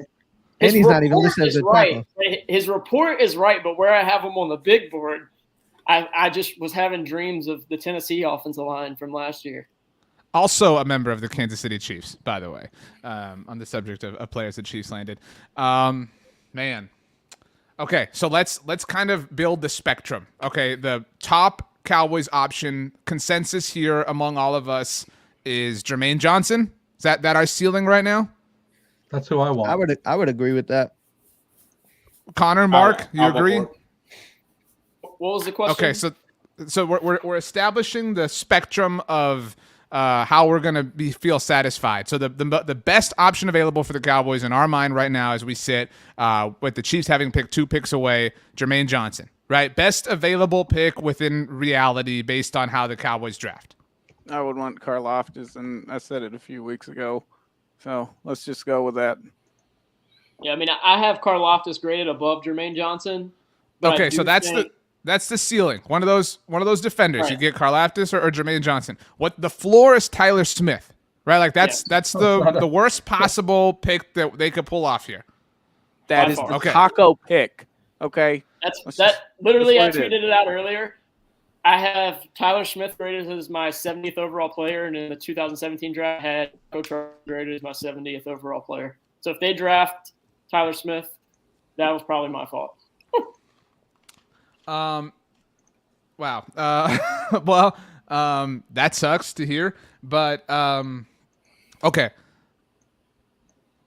Dude, I mean, I just can't see them passing up on Jermaine Johnson, given that he fits the prototype. He's got the arm length. Yeah, He fell. He gives them a great value. They love those stories. But he's got to get past the Packers and Ravens first. You're right. Wait a minute. The Packers have seemingly done something. I'd love to see Green Bay take not for the Cowboys' sake, but I'd love to see Green Bay take like Devin Lloyd or Kobe Dean. That'd be a lot of fun on the defense. I'd love for the Cowboys to just stun us and take Kobe Dean though. Like that would make me so happy. I agree. Even the fact that I don't love the linebacker thing popping up. The Packers pick is in. The Ravens are on the clock. We're just waiting to see who it is. It would suck to see Karlaftis go here. That makes a lot of sense for Green Bay, I think. And of course, we talked about how good Baltimore is at doing this stuff, and they could just sit there and take Jermaine Johnson. I think just really Dallas needs to avoid Tyler Smith, and then they can avoid having negative Quay vibes. Walker to Green Bay. Oh. Before Kobe Dean, huh? Before Lloyd, before all of them. That helped. That does Maybe help. I'm wrong. I didn't even think he was the best linebacker on his team, but I digress. Traits before production. Traits. Yep. What he just said. Thank you to OG Cubs for the super chat. Appreciate OG Cubs. You rule. Okay. So Quay Walker, we are one pick away from the Dallas Cowboys being on the clock. Come on, are we JJ. excited? I am. If we land Jermaine Johnson out of this, I'm going to be ecstatic. I would seriously. I mean, all right. Let's everybody give us a bet. If Jermaine Johnson's a Dallas Cowboy, who's doing what on here? All right, we got to satisfy the people. I mean, he's graded. It's 21 for me, so I'd just be like, great pick. No, that doesn't satisfy me. Connor, you have to eat a can of beans if Jermaine Johnson is the pick. I like these. These are punishments. Yeah. Dan, you have to flip your cap around backwards. Tony, you have to do the rest of the show without headphones. Mark, you have to order 10 pizzas to be delivered to anybody you want in the world. And Tom, Tom, you have to just keep your fan on in front of the microphone the entire rest of the show. My fan's been off for an hour, man. Apparently, Stephen Jones is fist pumping in the war room, people. The Better Bills. not be Tyler Smith fist pumps. Who is? Are they talking to coaches? Who they see as a defensive coach? Where's the war room? It's AD. Please be AD. Chris Lopez, Tom says you have to get a new computer. By the way, if the Ravens are trading the pick to the Bills. Okay. So the Bills must have felt like Dallas had somebody they wanted. Buffalo wanted to jump the Cowboys here. Which is weird, man. Like, hope they took Tyler Smith. I hope they. The rate. Excuse me. All right. I hope. Well, the compensation. I'm not accidentally dumps myself. The compensation is pick 23 for 25 and 130. Man, this is fun. Is anybody watching? Even this has drama. I mean, it's great. Is anybody watching the War Room? No, I'm watching y'all. I think they're happy about the picks. We should win an Academy Award for this live show here. Going 2.5 hours. But yeah, so the Buffalo Bills send 25 and 130 to the Ravens for 23. What do you guys think the move is, Mark? Do you have any idea what they might be doing here? I don't know what happened. I was kicked off. I panicked. I thought this whole thing died. We're talking about the compensation being a 25 and 130 for the 23rd pick. I know. I said that out loud and nobody responded, and my feelings were hurt. I didn't know that I had been because my head was turned.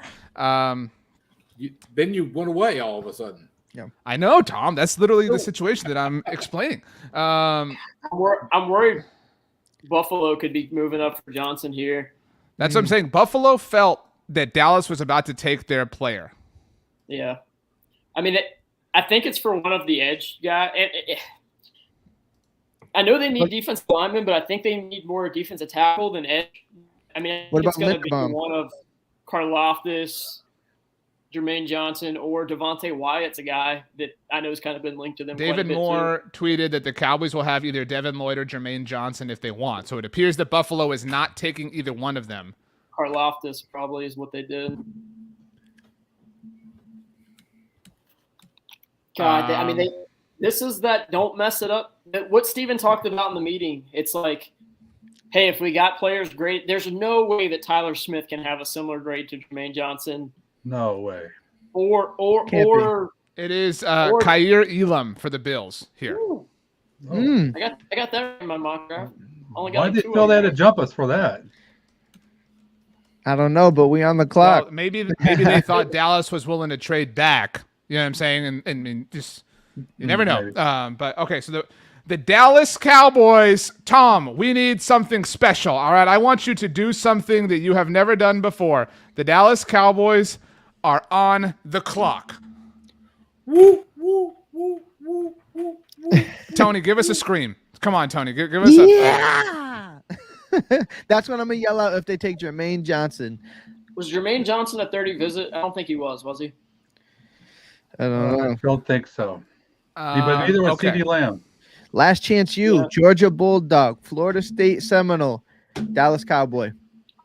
I think it's going to be Devin Lloyd if you had to ask me right now. Steven Jones is on the phone. Steven Jones is on the phone. In value alone, I would take Jermaine Johnson. I would love Devin Lloyd. I would love Nakobe Dean, but on value alone, I feel like how do you pass up Jermaine Johnson? Man, at this point, anybody but Bernard Raymond or Tyler Smith. I mean, truthfully, I hate to keep saying that, but preach. You got Nakobe Dean, you got George Karlaftis, you got Devontae Wyatt, you got Jermaine Johnson. Wouldn't even hate Daxton Hill, Devin Lloyd. I mean, you're really going to have to screw this one up. There's a lot more options than I thought they were going to have 20 minutes ago. 30 minutes ago. Someone in the talented front seven. Or, like I said, the Linderbaum. But, I mean, right. Tyler Smith, that's just going to ruin it. That's going to be the taco pick. I agree. Yeah. Did someone say they saw Steven excited? Yeah. So they must have saved cap space. Excited. Or pie. I mean, they make a pick, or are they?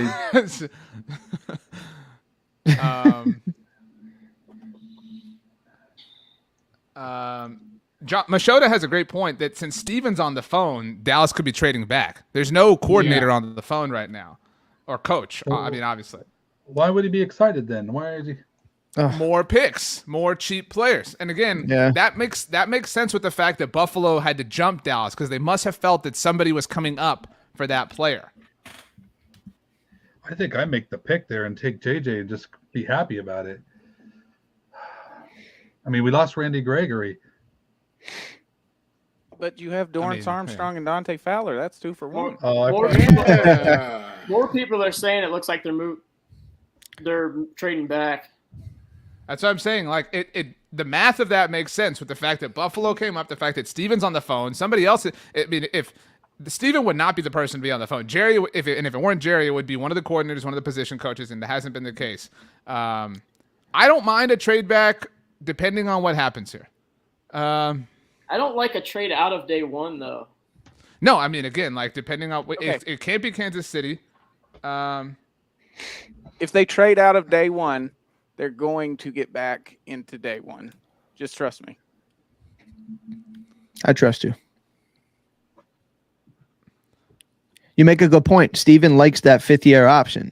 He likes that having that. If only they had it for Dak. really doing it. I think they're trading back. That makes the most sense to me based on everything that's happened so far. Everybody keeps hitting towards that.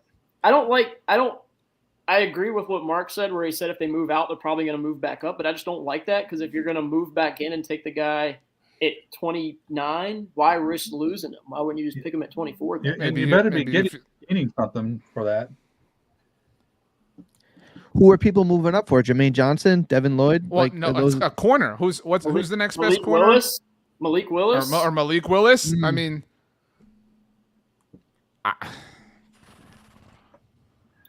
they got to be moving. They got to be moving back. That's got to be the move. What if they can't get a move done? Yeah, that could be the hang up, is that nobody wants to offer them something. Well, why was he happy? Because Steven gets to wheel and deal a little bit. I really want to trade back. I'm.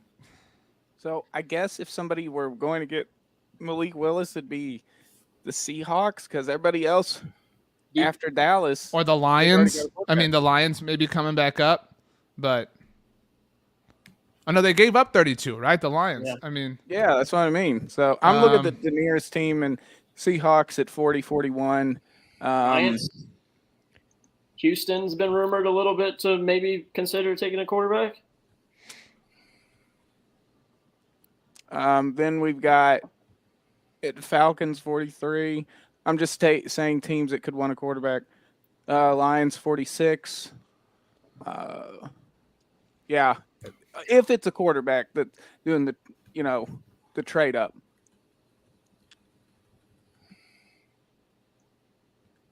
So is there anybody that you absolutely love right here that you want the Cowboys to pick? You'd be disappointed. I think we all want, like, if we all have to pick a team, it's Jermaine Johnson, right? Like if we have to, if we have to plan to flag, that's where we. My top rated guys are Linderbaum, Nakobe Dean, George Karlaftis, Devontae Wyatt, Jermaine Johnson, Daxton Hill, Devin Lloyd. All of them are graded above 24, so it'd all be a good value here. So for you, Connor, you probably prefer a trade back because you're going to get one of those guys. Right. I feel like this pick has lasted so much longer than any other pick to this point. That's why I think they've got to be talking a trade that they haven't made the pick yet. And they're, because the others have come much quicker. They do not look thrilled on the NFL Network telecast. They just showed the war room. That's not good. Yeah, it didn't really look like there was much action. I mean, that looked like, why isn't nobody picking up our phone right now? Yeah. Thank God NFL Network is putting the Amari Cooper compensation back up on the screen. We all needed that back in our lives. Calvin Watkins, though. Stephen Jones is on the phone, smiling, talking to someone. Again, that would just be such an incredible deviation if Stephen was the person talking to the player. What if they just don't pick? What if they give it up? Be Who was perfect. that, Minnesota that did that? Trade back one way or Dude, another. imagine Twitter if the Dallas Cowboys Let's not It would even be bring talk about it to it. zero. It would be an incredible moment. Jeez. I would pay so much money to see that, though. I would not log on to Twitter for a month. Sauce Gardner tweeted he's excited to be a Jet. I don't believe him. Well, you have to hand the pick to the umpire. Okay, let him spot the pick. They're not trading back, Mike. Oh my God. Michael Gelkin just put out that Tyler Smith is available. That could be writing on the wall. Come on. Don't do that. Oh, don't do Don't that. do Don't that. telegraph Gelkin, please. Don't do that. If they draft Tyler Smith, You're eating that can of beans. Don't do that. there is so much good play. There's so many good players on the board, and they're gonna do it. I feel it. I wish y'all could have a heart monitor on me right now of how hard my heart is beating, because Oh, this is too much. This is really suspenseful. Because it could be really great or it could be really terrible. there's only really one that could be really terrible. Yeah, I know, but that's in play. Right, I know. Oh my Lord. All right, we're like I just said, there's nothing happening here. I mean, they are milking their moment. I think we can certainly say that. You can't kick Tyler Smith inside the guard, can you? Oh, that's According where to he's Connor. got to play. He cannot play tackle at all. Yeah, he can't. Even So then, if they get him, he has to play guard. yeah, he's going to be a guard, but it's going to be bad. I mean, picks were flying, and they get to the Cowboys, and all of a sudden, Naturally. Tyler Smith wasn't 30 visit, wasn't he? oh man, My thumb is getting to work out. Refresh. Yeah, seriously. everybody, Smith, boys. okay. Oh, We have the pick is in for the Dallas Cowboys. No, Gillikin. The Dallas Cowboys have selected Tulsa offensive lineman Tyler Smith. The pick is in. And number 24 overall. Tom, your thoughts first. Let's go. The Dallas Cowboys have a new offensive lineman. Taco Part 2 as far as the quality of the pick. I understand they might need offensive line help, but this is just a puzzling pick for me. A guy who had holding penalty problems, not from a Power 5 school. I'm puzzled and mystified. This has not pleased me. This was the worst case scenario we've been talking about all night, and here it is in our lap. Dan. Yeah, I don't know. I don't have words. But since I have to give you some, I mean, he's a developing player, and I mean, it'd be fine for later in the draft, but to spend your most precious draft resource on a player who is not NFL ready and has so much that he still needs to work on fundamentally. I mean, the traits he has there are positives about him that he could grow into a good player, but that's just way too early for me. I'm just extremely disappointed. Tony. Yeah, it's my worst case scenario, and nothing personal. It just there were so many other picks that could have helped this team immediately. There's so many more developed players, so many guys that need positions, and just going by our good friend Connor's board here. I mean, undraftable, he said, as a tackle, so he's gonna have to move him to guard. Not great value. A real head scratching pick at this time. Connor, I'll give you a moment to collect your thoughts. For me, it's the totality of this situation. The Dallas Cowboys specifically, consciously, purposefully sat out free agency. They said, we've got the draft. And every Cowboys homer said, hey, wait till the draft, wait till the draft, wait till the draft. And they showed up. And to Tony's point, their most premium draft resource they spent here. It's difficult. It's difficult to understand the math or the situation or the thought process here, Connor. I mean, I'll just read my overall summary from his report. There's a ton of talk about Tyler Smith going in the top 40, and I just can't get there. From a technical standpoint, Smith has a long ways to go, and he has a ton of issues with his footwork, hands, and penalties. Even with a lot of questions, there's still few people with his size, athleticism, and power that Smith possesses as a redshirt sophomore. While playing left tackle at Tulsa, I think most teams will look to convert him to guard to help limit a lot of his issues early on in his career.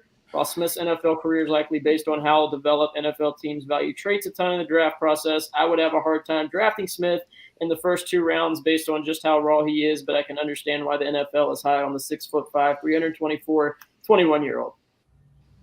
Mark. Yeah, it just feels like... I mean, Mark, you said this would be the taco pick. Yeah, it is. It's the taco pick. Some of it is that it's just bad value.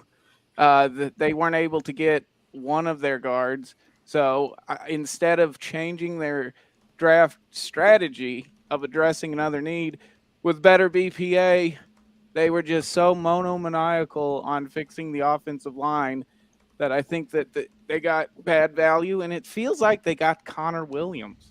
That's what this feels like. They may as well have just re-signed Connor Williams. At this Tyler point. Smith turns into Connor Williams, that will be a huge blessing. That's how I feel about it. That's not encouraging.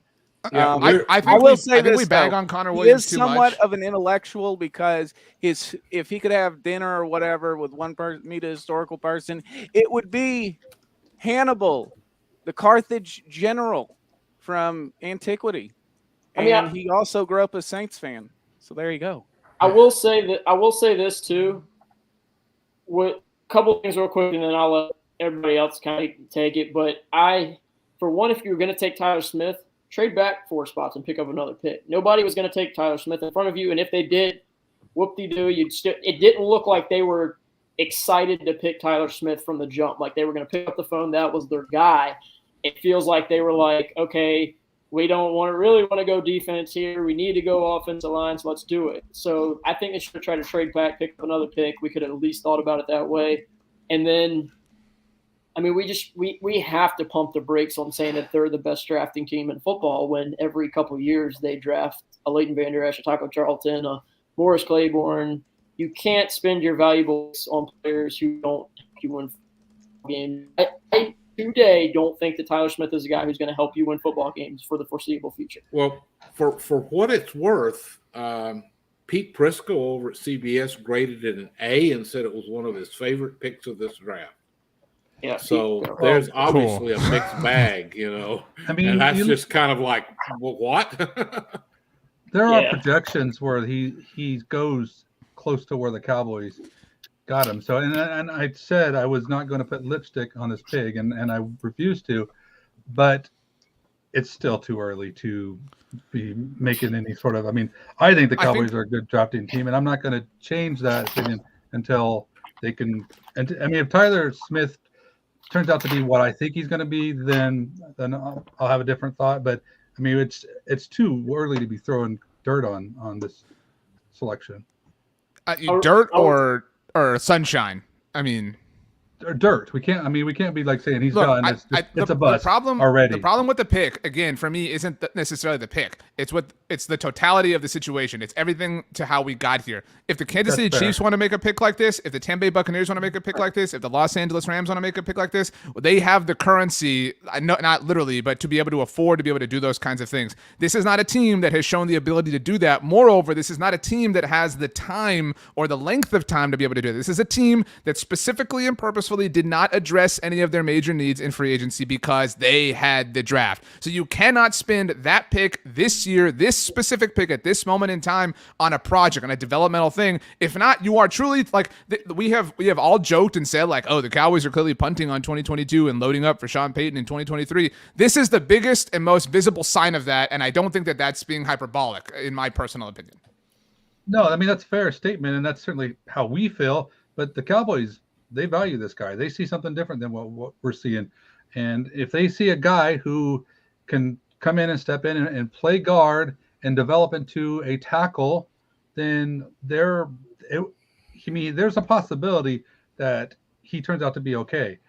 And the Cowboys, and there's also too, we heard other teams were interested in him as well. And I mean, I don't get it, and none of us get it, but maybe there are scouts and teams that are seeing something that we don't. So, I mean, Dan, like what you're saying exists in the world of all possibilities. Right. But so like we're fighting, like the Cowboys are fighting along the idea that so far this offseason that they can be one of one to not regress defensively the way all elite defenses tend to do the year after they're elite. And now they believe that they can be one of one in this particular instance. Like, yeah, all you evaluators and analysts, you might think he doesn't have anything, but we see something special. And again, like maybe they prove us all wrong. Or maybe they laugh, in our faces. They win the Super Bowl. Awesome. I would love for that to be the case. But like that's a lot of either arrogance or ignorance that is perpetuating throughout their entire way of building this team in this specific offseason. Love that the Ravens also just picked Tyler Linderbaum because they're really good at this. But no, I mean, I'm with you, RJ. It's tough to, again, like they pigeonholed themselves into a needed left guard. Their left guards went before them. They weren't aggressive in trading up to secure their guy. So then it felt like, well, we created this hole, so we have to take the guy. And that's just a bad way to do business. And like Dan said, like he could turn into a good player. Like we said, we were not super high on the Parsons pick last year. We talked about what he could be, and I think that there's some of that with Tyler Smith. But they set themselves up to need a plug-and-play left guard, and they got a guy who's going to be a liability in year one. And I'm comfortable saying that for sure, just because he led college football in penalties last year. You openly criticized Connor Williams for his penalties last year. You benched him. You said you didn't want to re-sign him because you wanted to get smarter and less penalized on offense. And he left. You brought in a guy who had 16 penalties in 2021, and he has no clue how to use his hands and move his feet yet in sync. And I just think that bodes for, it's the definition of a project. And I don't understand how they're not going to do anything in free agency. They talked about how big this draft was for them in order to be successful in 2023, and then they draft a project in the first round when they had difference-making defenders on the board still. Brian Rail, thank you for the super chat, says Johnson and Dean were both on the board. This is a reach. With as long as they waited to turn in the car, they probably tried to trade back and couldn't. Do we buy that? Does anybody buy that they did try to trade back? And Mark, you buy that they were trying, they were working the phones, and they just fine. Let's just get this pick in. Yes. Yeah. I do think that's what happened. That's why. Mark, good. I'm so sorry. Taco Charlton just tweeted out. So whose pick was this? Like, he is owning Derrick Jones's this week. Wow. He said that? Yeah, he literally just tweeted. So gosh. Whose pick was this? That's hilarious because Jerry said that Taco was Steven's pick. Well done. He's good at Twitter. Taco is. He really is. The last thing I'll say is it's just very disappointing to hear them come on the pre-draft conference and tell us about how we're not going to reach for a need if they really had Tyler Smith graded in the same realm as guys like George Karlaftis, Jermaine Johnson, Tyler Linderbaum. I'm not just saying that because of guys I like. I'm talking about people that do Dane Brugler. We just went through his board and he had Karlaftis, he had Jermaine Johnson, he had those guys in his top 15. And if they have Tyler Smith anywhere close to those guys, then we can't keep calling them saying they're good at this. They might, RJ, like we've talked about a lot, maybe they're getting more so lucky than they are so being good at this. Well, I think, I got the Steven quote, if you'll let me read it, on Go ahead, needs Mark. versus BPA. All right, he said this. He said, quote, I think if the grades are in there very similar, then you pick what your need is. Right. I think if there's a big disparity, you don't go jump half a round down to scratch an itch, if you will. If they're in there close and the grades are really close, couple of points here or there, I think you certainly would take a look at your need over the best grade, just pure best grade, unquote. What do you make of that? I agree with that statement for sure. But when you look at, my board, Dane's boards, he's got Karlaftis and Jermaine Johnson in his top 10, and then Tyler Smith at 50. I got him at 70, and I got those guys in my top 20. So that's where I'm like, if they have those guys graded similar, then we have a bigger issue at hand, I think. I think the Jets just took Jermaine Johnson, by the way, in case anybody wants to feel something. Again, this is hard to sell. I think this is hard. Again, when you consider the way they've acted, the way they've performed, the way they've spoken over the course of the entire offseason, this is just. I don't think it's the cherry on top, but it's difficult. It's difficult to and this offensive line has. Another first-round pick, right? Like, you're back to having 3 first-round picks along the side. Like, you're investing so heavily here, and so like if this offensive line is improved this season, it's a really Connor. You brought up maybe their evaluation is poor, etc. Will McClay is the person who skates by. Nobody ever places any blame at the feet of Will McClay. And I'm not trying to sit here and say like Will McClay sucks, but it's Jerry sucks, Steven sucks, Cap Boy, etc. Mike McCarthy sucks, whatever. Will McClay is a huge part of this evaluation process. And I'm not trying to sit here and say he's incredibly flawed, but the path here is very questionable. They drafted a small school offensive lineman in the first round.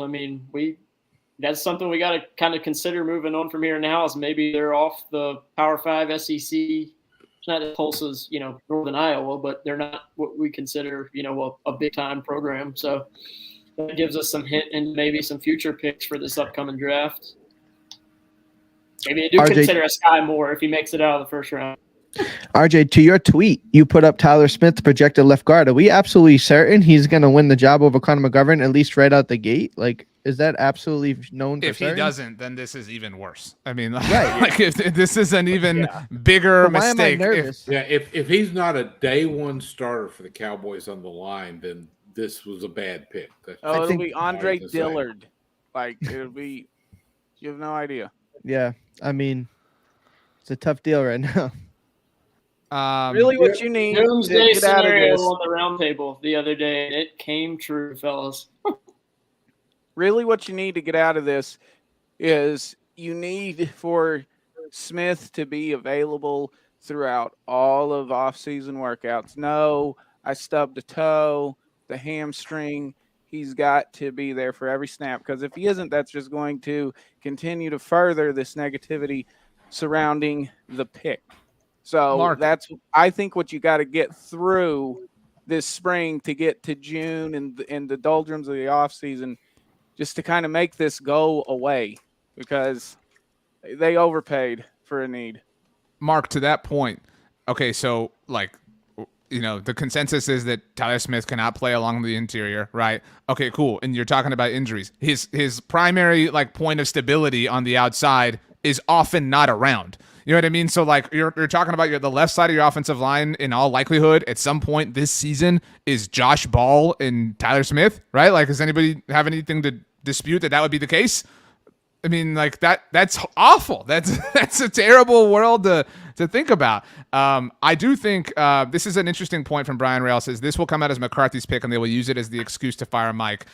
It is so often said, Bob Sturm does a great job of highlighting this, that Mike McCarthy made all sorts of lemonade out of the lemons in Green Bay. There were all these like late round picks, UDFAs that Mike McCarthy worked with. So now all of a sudden Mike McCarthy needs a first round offensive lineman. Like that's not necessarily his style. You know what I mean?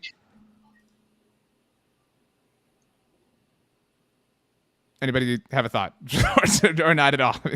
You froze on Dan. me. I didn't hear. I don't know. I don't think it's fair to blame this on McCarthy or I go, let's go back to McClay.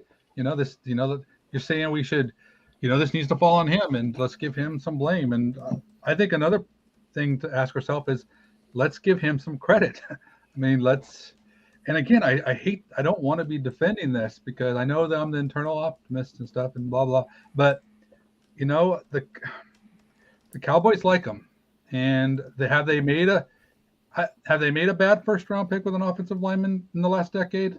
I mean, I feel like this is how I feel when they drafted Travis Frederick, but obviously I didn't know enough about Frederick to understand how good he actually was. So this is going to be one of those biggest TBDs that we have to just wait for before we can really, be completely disappointed. Though, to be fair, Travis Frederick came from Wisconsin, which was kind of like an offensive lineman. And to add to Mark's point, I'll say Power 5. Travis Frederick was like, he was a technician. He was big. He was strong. He just didn't have the athletic traits, where it was like, he's not really a project. He's just, is he quick enough? Is he athletic enough to play the position? Where I think Trey Smith in this scenario where they need a plug and play guard, it's like, he has really no clue how to do this yet. Let's see if we can get him to. And that's a good point, Connor. And then actually that you might want to consider if you look at someone who's fundamentally has limitations and stuff versus someone who has athletically limitations and size and stuff.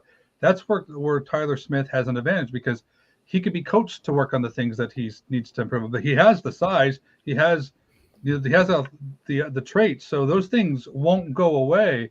So there's more to work with, and the potential to actually develop into a quality offensive lineman is there. Had it been for like he's athletically stymied, this is where he's at. Fundamentally, he's where he needs to be, but you're just not going to ever get anywhere else because of his athletic ceiling. That's not the case with Smith. There is a ceiling here. There is room for him to be a good football player. We don't see it. He hasn't shown it. No, I mean, I think his ceiling's high. Like, I do want to say that. Like, if he reaches his potential, he's got insane length. He's got the size, the speed. Like, he's got all the traits. But it's rare you see the traits guys that don't know how to play really. Again, it's a Colton Miller thing, but to a worse extent to me, where it's like the Raiders drafted Colton Miller. but they didn't really need him to be a plug-and-play guy. They could allow him to develop, where I don't think the Cowboys are in that situation. Like, they're in a window with a quarterback, O'Neal. They're in a window, an offensive line that's continually get older. Their wide receiver is probably going to be looking to get $25 million here in a season or two. They went with that long-term option again, like they do with free agency, like they do with the cap. And I just think that we're going to be here in 4 years going maybe next year, because they never show that in-year aggressiveness to get the Tyler Linderbaum or trade up and get the Zion Johnson, the guy that can come in, step in, play, make a difference in this year. And I think that's my frustration with the team, is it's just like, we'll see what happens in 4 years down the road. And it's like, well, it's been 27. Let's show some aggressiveness to go out and try to win in 2022. But that's just me. This does kind of feel like not just Taco, but one of their take a chance second round picks as a first rounder. Yeah, I agree. And there's a certain arrogance in coaching staffs when they think they can coach up a player that has not necessarily demonstrated they had the abilities in the college level. And a lot of times that's just not something that works out so well. You know, and I think that could be something we might be a little concerned about with Mike McCarthy thinking that they can do this, because he's kind of pulled that off before back in Green Bay. So, you know, this is going to be one that's going to take a while to digest. I really see some issues. Yeah, I also want to mention too is I disagree with the concept that the Cowboys have kind of put themselves in a position where they need to do this, this, and this. I think what they needed to do is take the best player, and I don't think Tyler Smith is the best player by any means. No, it can't be close. But if they do, then I agree with their decision. I don't want them to make decisions based on the hole they put themselves in. That's not, you know, these two things are mutually exclusive. They just got to go in there, pick the best player, and if it's Tyler Smith, that's who they see, then good luck to them. Yeah, I agree with you, because I mean, every team thereabouts has put themselves into a hole in the off season, you know, but you still got to go with your board. I just don't feel like Smith was. I don't think they did. I think that they did put them. I disagree, Dan. I think that they did put themselves in a hole. And I think, some of it wasn't their fault. Obviously, the Randy Gregory thing unfolded. You know, they wouldn't have had that needed edge rusher if they'd been able to land it. But their constant spinning of like, oh, this 2-for-1, like that's starting to get on people's nerves. And I mean, when it comes to this position, they benched Connor Williams, right? Like, because he had too many penalties. So like nothing that they do even lines up in the same sort of school of thought. And again, the way one player is in college isn't necessarily the way they are in the NFL. You know, like that doesn't always directly translate, but they let Connor Williams walk.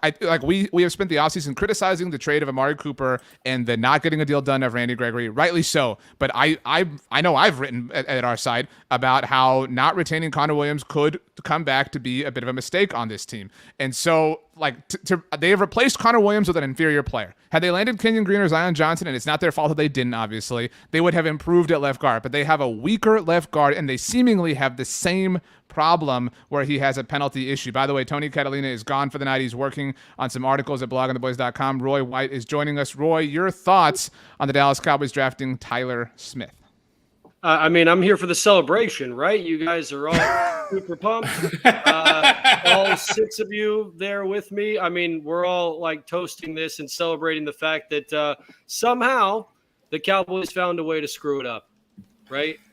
That's ultimately what we're feeling about this whole thing, because with so many options that were there available to them, with so many ways that it felt like they could have maximized where they were in this draft and what would be available to them. I mean, okay, they didn't get one of their first round grades, presumably. Right now, Jerry and Steven will probably tell us in the press conference, right? Oh, sure, he was one of our first round grades. That's why we got him there. But I'm not convinced. Basically, what I read, ESPN said right after the draft pick that he's a penalty waiting to happen. Does that sound like a fun player that you're interested in? And by the way, does that sound like a player that fixes the issues that this offensive line had a year ago? Nope. No, and I mean, Dan, you said you weren't going to put lipstick on a pig, and I don't think you're doing that. But Colby brings up this could have been accomplished by trading back. Like, fine, if you want to take him, we disagree, but be smart about it. You know, like, and they didn't do that. Like, they overpaid. Like that in a vacuum is totally true. Yeah, we think that, but we don't know that if there's buzz that other teams are interested in him too, and he's expected to go 26. I'm looking at where he's at. You know, I got a mock seeing him at Tennessee taking him at 26. PFF has him like, you know, late in the third. So I don't necessarily, or in the first. I don't know. I don't know where teams value him, but if they thought they were going to lose the guy they wanted, then you make the pick. I mean, we think that, but that's just how we feel about him. It still feels like, from what we were seeing, that they were working on a trade back to do that, which makes me question how much faith they have in their own pick. Well, it's like last year where they're going to sit up on a hill and brag about Micah Parsons. They traded away from him, you know, they could have just stood in the pick and taken him at 10, and they traded back 2 spots and risked losing him. So they can lie to us and tell us that was, you know, that slam dunk pick, that loved the player, but their own actions say, we didn't like him at 10, but we liked him at 12. Well, no, you panicked. You had your players go in front of you. Same thing just happened back-to-back years, except they got lucky in year 1, and I don't think that luck's going to come back and catch them up in year 2. They got inordinately lucky because of the way Micah Parsons was ultimately able to be used. Like, he overcame the evaluation of his like positional evaluation. You know what I'm saying? Like that was, like, in a vacuum a bad pick. Micah, like, if everyone had known the positional abilities of Micah Parsons in the NFL, he would not have fallen all the way to 12. Mark, you had a point. No, I was saying that I agree with Connor. I think he'd summarized everything that happened surrounding the Tyler Smith pick. I think that's what happened. Paul, you can be a pretty solid optimist when it comes to the Cowboys. You look pretty dejected, though, my man. I just hate this whole notion where we draft a tackle and we're going to convert him into a guard. I really hate that narrative. Bringing in a player is not played in a natural position of guard, which is the most needed position in the O-line. And we haven't addressed it, and it's a player that, like, you would probably be better having a Linderbaum moving to guard or something like that. Like, something. Like, I'm truly baffled by this pick. I really am. Like, I'm lost for words. I really am. Johnny Boy RN says 100 over 0, 100% accountability with no excuse is not in this team's philosophy. Brian says Johnny Boy RN is right. The curse of the no repeat NFC East champs is a very real thing after watching round 1. Tom, the New York Giants have added Kayvon Thibodeaux and Evan Neal to their team. The Philadelphia Eagles drafted Jordan Davis. They traded up and then traded for A.J. Brown. The total exact opposite philosophy that we saw from the Cowboys, not just tonight, but over the course of the entire offseason. Be aggressive. Go get the players, the specific ones that you want. They even gave A.J. Brown a 4-year, $100 million deal with $57 million guaranteed. The Commanders wisely traded back. They recognized kind of where they're at. They still came away with Jahan Dotson, solid value for them, another playmaker opposite to Terry McLaurin, and the offense now led by Carson Wentz. And the Dallas Cowboys drafted Tyler Smith. If you were in the business of handing out grades for each of the teams in the division, I don't know how you don't give the Philadelphia Eagles an A, the New York Giants an A, the Commanders some sort of B- even, and the Cowboys a huge F. I mean, maybe an F is too harsh, but, like, it is in that territory. Yeah, the Cowboys definitely lost the first round of the draft in their division. That you shouldn't have a player as your first round pick that has this many question marks. You know, and the thing that scares me is that comment about he's just a penalty waiting to happen, and that was one thing I thought surely would put them off, because that's what basically ran Connor Williams out of town. Yeah. Was that he made too many penalties. So let's get a guy to replace him who has too many penalties. Yeah. What are we doing? Yeah, Tom, see, so you could argue it's like if we were to draft Nakobe Dean, you would still have those questions, but you would be more accepting of it. Yeah, he may have some injuries, but at least you know he's a quality player. But where Tyler Smith, you're just like, that's what I go back to. You always talk about trusting the tape, man, and it's just like the guy doesn't have good tape. So, I mean, again, you see guys get drafted high all the time that don't have great tape, but it's just like I don't know. I mean, the positives here is he's a redshirt sophomore coming out. He is very young. He's got great size. So, I mean, you're talking about a guy that could, as Dan was kind of saying, like, it's not all negative. I mean, he's not out of shape and not athletic. Yeah. He's 6 foot. He's 6'5", 324 pounds, 34-inch arms. You know, he had a 5.02 40, 27.5-inch vertical, 105-inch broad jump. He had an 8.77 relative athletic score. So, like, all those things are something that you can, if you're trying to make positives out of it, you could say, okay, he's got good size, he's got good athleticism. But, I mean, you're picking at 24 with a bunch of defensive, what I say, studs still on the board. If you got those guys graded closely, you have a bigger issue than Tyler Smith. Your issue is you're not grading guys correctly, or you're not picking them correctly based on your board, which is, I think, what they did. I think they had some of those defensive guys graded significantly ahead of Tyler Smith. I think they tried to trade back. They couldn't, and then they panicked and picked a player that was 12 to 15 picks behind some of those defenders because they forced themselves into a corner. Mark. It does kind of feel like they panicked, you know, that they felt that they couldn't find a trade back. And so they went with somebody that ostensibly fills a need, but isn't exactly best player available.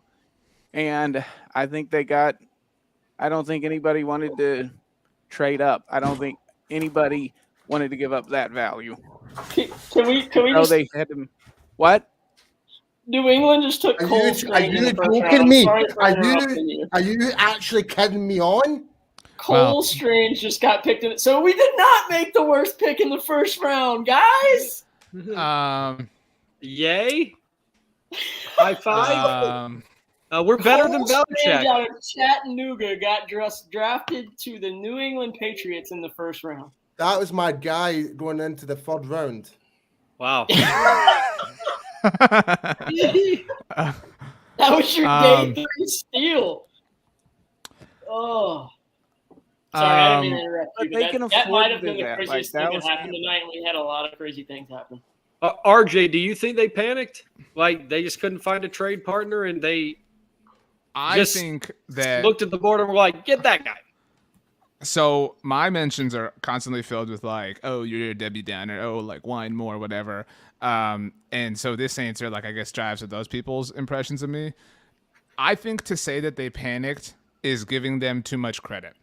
Honestly, I know that sounds silly because I think that assumes that they had some sort of plan that they were not able to execute. I think this was their plan. Like, and when, again, I've said, I know you got here a little bit later, Roy, like the totality of their plan all off season long is a disaster. I mean, there's not a redeeming quality to this. Like, name one. I would challenge anyone here, any of the 6 of you, to name a redeeming quality to this offseason. Oh, Michael Gallup has a long-term deal.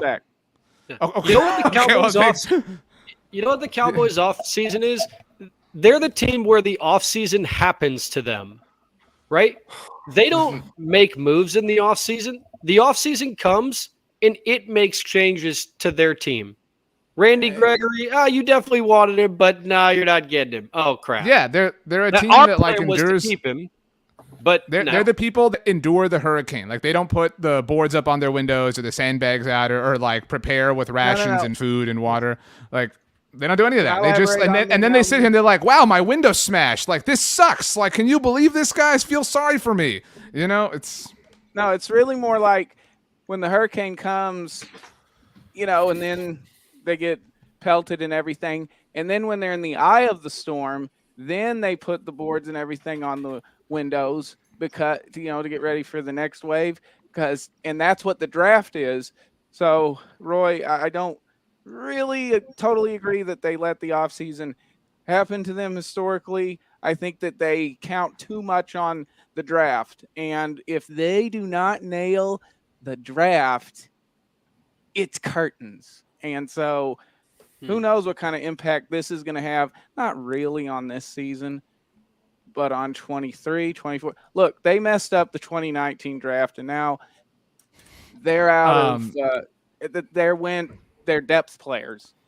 Paul, Brian has given us a super chat and asks for a replay of your reaction to the Cole Strange pick. So like you had this like physical, like your body threw up. Like you didn't actually throw up from like a regurgitation standpoint, but like I generally feel physical sick. I am a big Cole Strange fan, but at first round I'm shocked, but I'm just gutted that he's gone. Obviously, but I would have tried and get him in the late second, early third. That was my grade on him.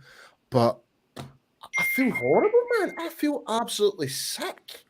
To move on, Paul, great job reenacting that. Kevin says if we were going to make a tackle play guard, they should have kept Collins. Who disagrees with that? Like, if you're going to do that, this is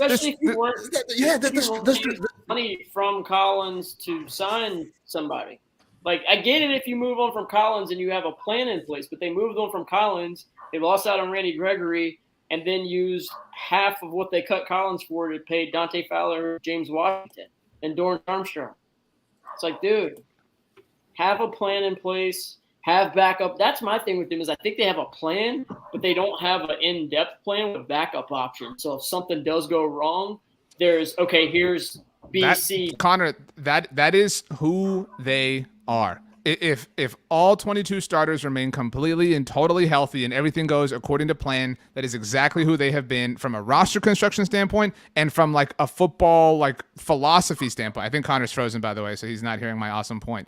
But like, I mean, Roy, do you disagree with that? Like, yeah, if everything goes right, like if the sun isn't shining through the windows at AT&T Stadium, like it's all supposed to work. But the moment that any adversity is presented and they have to adapt, they cannot. They can't do it organizationally and they can't do it as a football team. They can't. That's why they up until last year were not able to ever win a game without their starting quarterback because they just cannot overcome the slightest bit of adversity. And yet, it's always something just new enough with just a new enough twist that we haven't quite seen before that they can justify it and do in the media when they do their rounds, right? And they talk so damn much, unfortunately, that we have no choice but to write about it and react to it. And in that way, unfortunately, it is a little bit of something that they always have in their control because they can spin the cycle. And they can move it and shift it to be talked about kind of what's going on, in the next set of things. Two things. First of all, Dan, Patrick Rooney has a super chat here. It says, we haven't gone wrong drafting best player available. Drafting for need has gone terribly for us in years past. Everyone touts McClay, but playoff record speaks different. Do you feel like Will McClay should take some heat here? Maybe. We'll have to wait and see if this is a bad pick or not. But his track record's pretty good with taking offensive linemen in the first round. So, I mean, I'm not going to be too critical of him right now.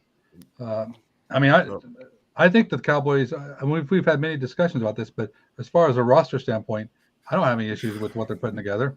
So I want to bring this point up, Dan. DallasCowboys.com's Nick Eatman tweeted out, Cowboys get Tyler Smith from Tulsa. Sounds like he could start at guard this year and eventually move out to tackle. So the Cowboys seemingly view him as a tackle option, perhaps a replacement for a different T. Smith. That's the joke going around Twitter.com. Somebody responded to him, though, and said, pick for need, definitely not the best player available.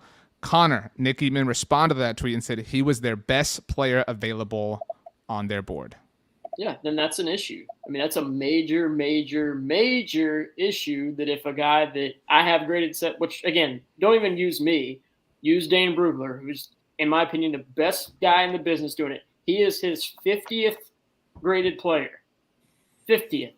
And teams look at Dane's boards when they're drafting and line them up, but they're like, okay, why are we so much different than this guy? Dane hits on a lot of his stuff. He's got him at 50th. I got him at 70th. A lot of people had him in that 40 to 50 range, but again, if that's the case, they have bigger issues than picking one bad player because it's going to keep cropping up. It's going to keep happening where they draft a Taco Charlton because they view him more importantly than a TJ Watt, or they draft a Kelvin Joseph because they painted themselves into a corner again and went, well, we can say he was our best player available even with the off-field issue. But the reason the Chiefs are good every year is because they sit at their pit, they'll trade up, they're aggressive, and then they let George Karlaftis fall to them at 30 and they draft him. They get really good value when they do pick. They're aggressive when they need to go get guys. they're not the Rams, but they're in a similar state where they're aggressive, they're smart, don't blow picks. So, I mean, their center this year was a second-round pick, and he was the best center in football. So they draft good players. They don't reach on get needs, and if they have needs, they fill them with trades, or they fill them with trading them for draft capital that you can replace those needs, or they get them in free agency. You said they were in a similar state. They literally used to be in the same state as the Rams, just to be clear. I mean, shout out to Missouri. Tom, Caleb Swanson says, at the end of the day, I still think we're a fairly good team. We will be able to compete for the NFC East, but dang, this offseason is so disappointing. This team is not pushing for trophies right now. Tom, I think that beginning part of Caleb's comment needs to be addressed. Do you think this is a fairly good team? I mean, because I think that it's fair to start wondering whether that's true or not. Like, I don't think they just get this pass because they won, the NFC East in a bunch of games last year. They still have a certain core of talent coming back that should make them competitive. After what happened today, I think the rest of the division, especially the Giants and the Eagles, really closed the gap with what they're putting together for the fall. So did the Cowboys. Huh? So did the Cowboys. Cowboys Yeah, we contributed closed the gap the other way. Yeah, that's true. What I hate is that this is another pick where they're going to have to prove to us they knew what they were doing. They did with Micah Parsons. They didn't with Taco Charlton. So, which way is this one going to swing? And it's going to be interesting. I agree with the comments about I'm not wild like Paul about moving someone to a different position to come into the pros, especially when they're probably looking at him as a plug and play. That's disturbing. They're asking for too many things to go right to the point you were making, RJ. They just are expecting this all to work out and all to be fine. And I think it could be for no reason other than that they wanted to. Like, there's no bit of historical evidence that supports that idea. You know what I mean? It's just like, we believe. Like, that means nothing. Yeah. And when you believe and ignore the facts and the data, you tend to wind up not having things work out the way you think they do. Okay, let's start to close here. The Dallas Cowboys took Tyler Smith in the first round.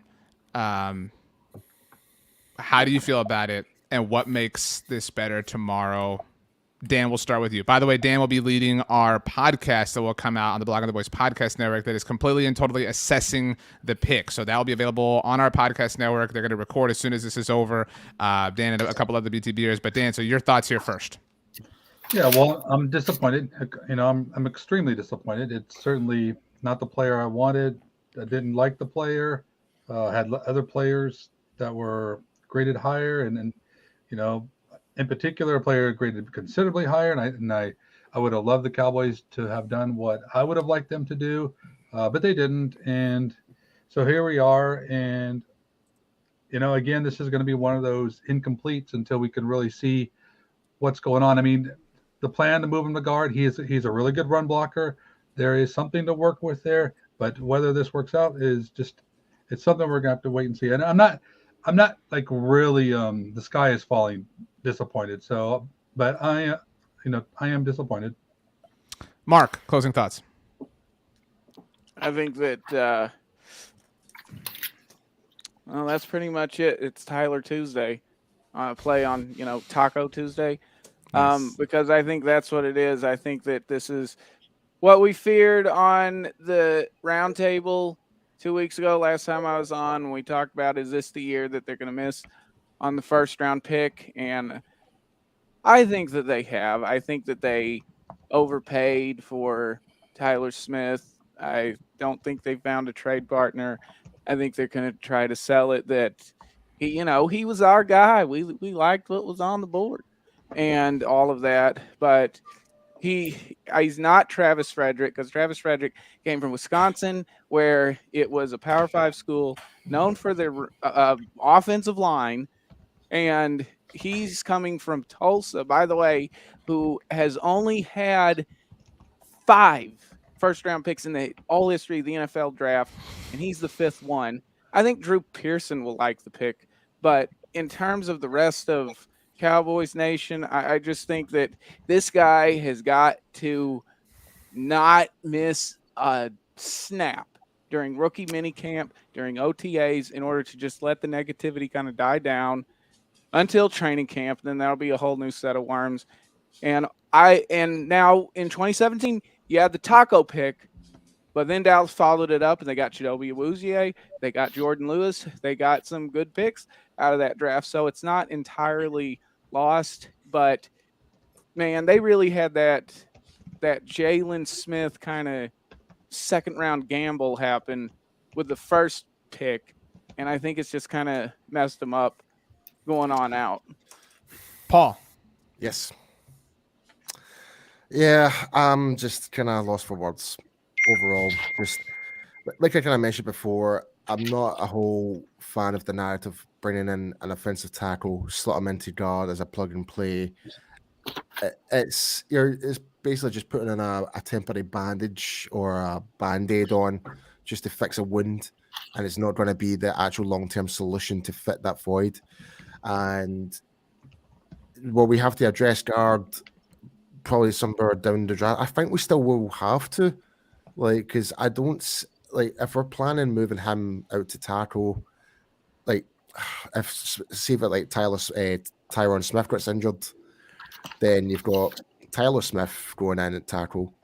Who's going to fit in for the guard? Like Conor McGovern? Would you want him back in? Just so many questions raised now. Yeah, I'm just lost for words, RJ. I really am. Roy, you have any words?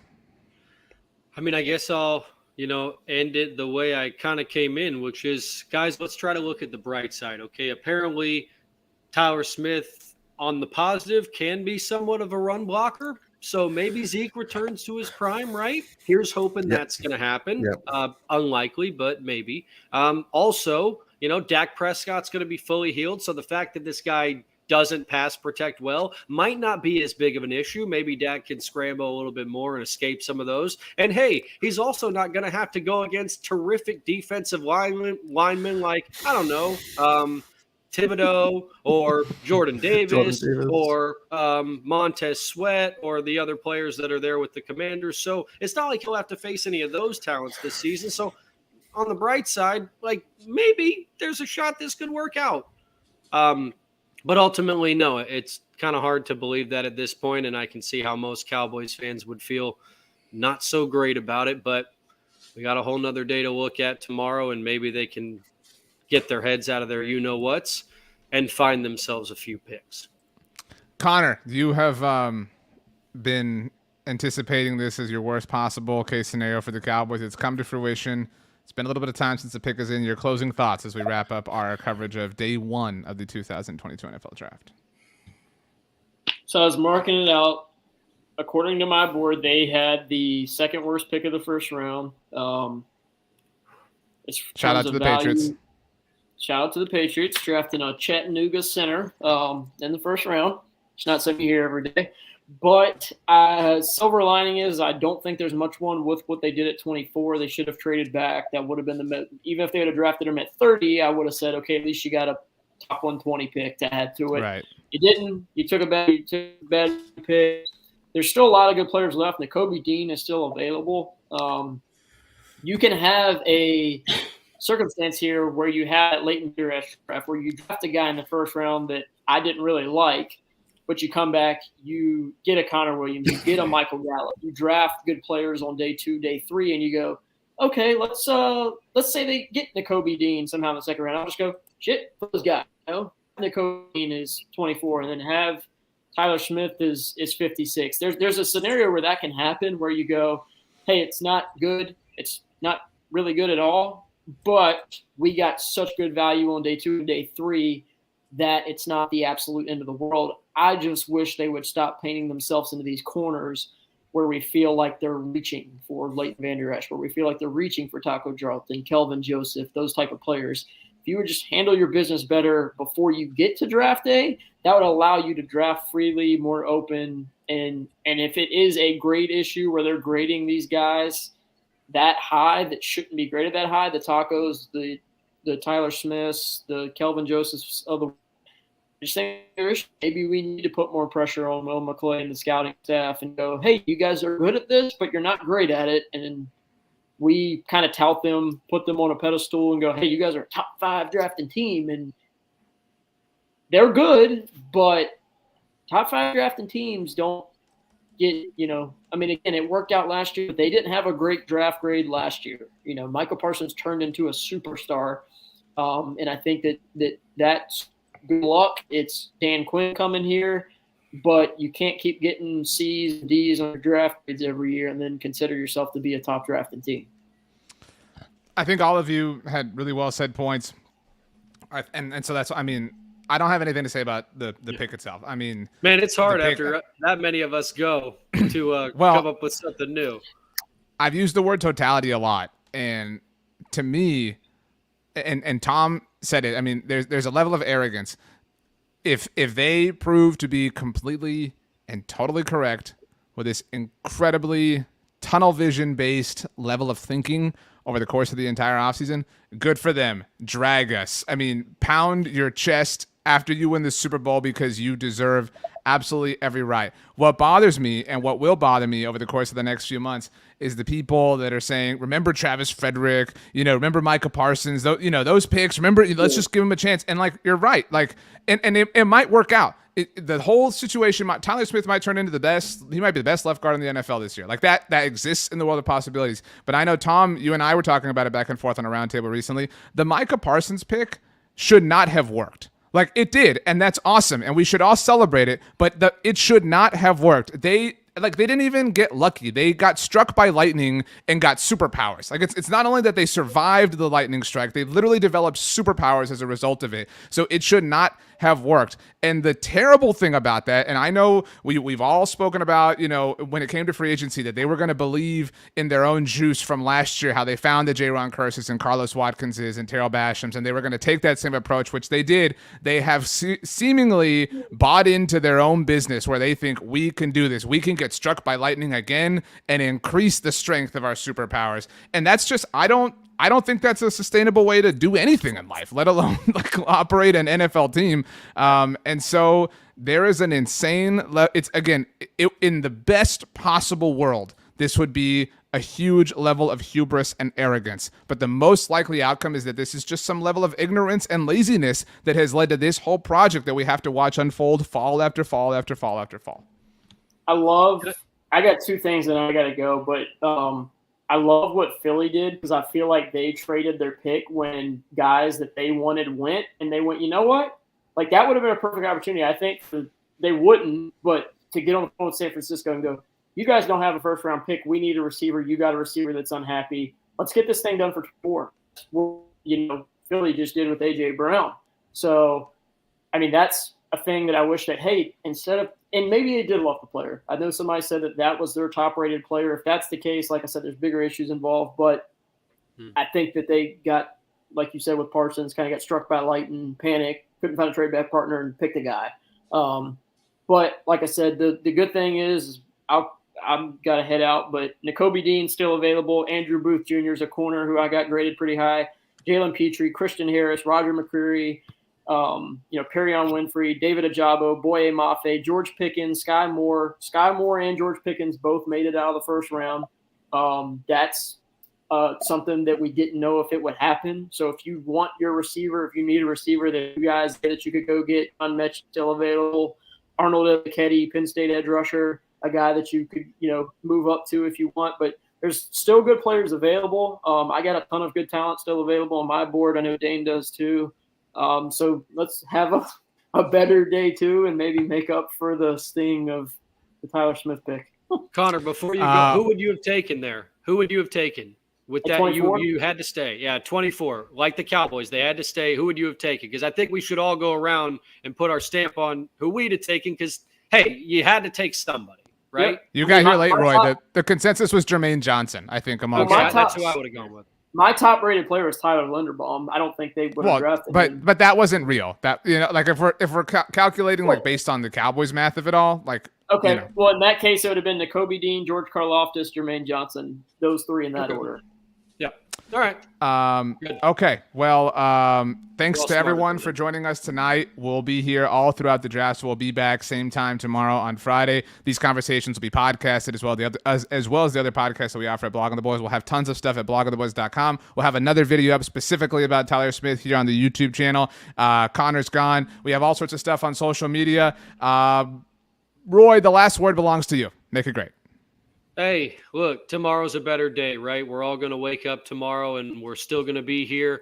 The Cowboys are still going to have several picks to make hay with. And hey, we've still got late round picks to potentially make some moves with. And you can make a lot more moves in the second and third round with those types of picks than you can realistically in the first. So the sky is not completely fallen. It hurts really bad, especially when all the other teams in your division not only had multiple picks, but they made good with all of them. So that one really hurts, but the sky is not falling. We still have the best quarterback in the division. That's what ultimately wins football games in most cases in the NFL. So I still feel okay about where the Cowboys are, and I think we can feel better about it after tomorrow night. And I reserve the right to feel completely different about that after tomorrow night concludes.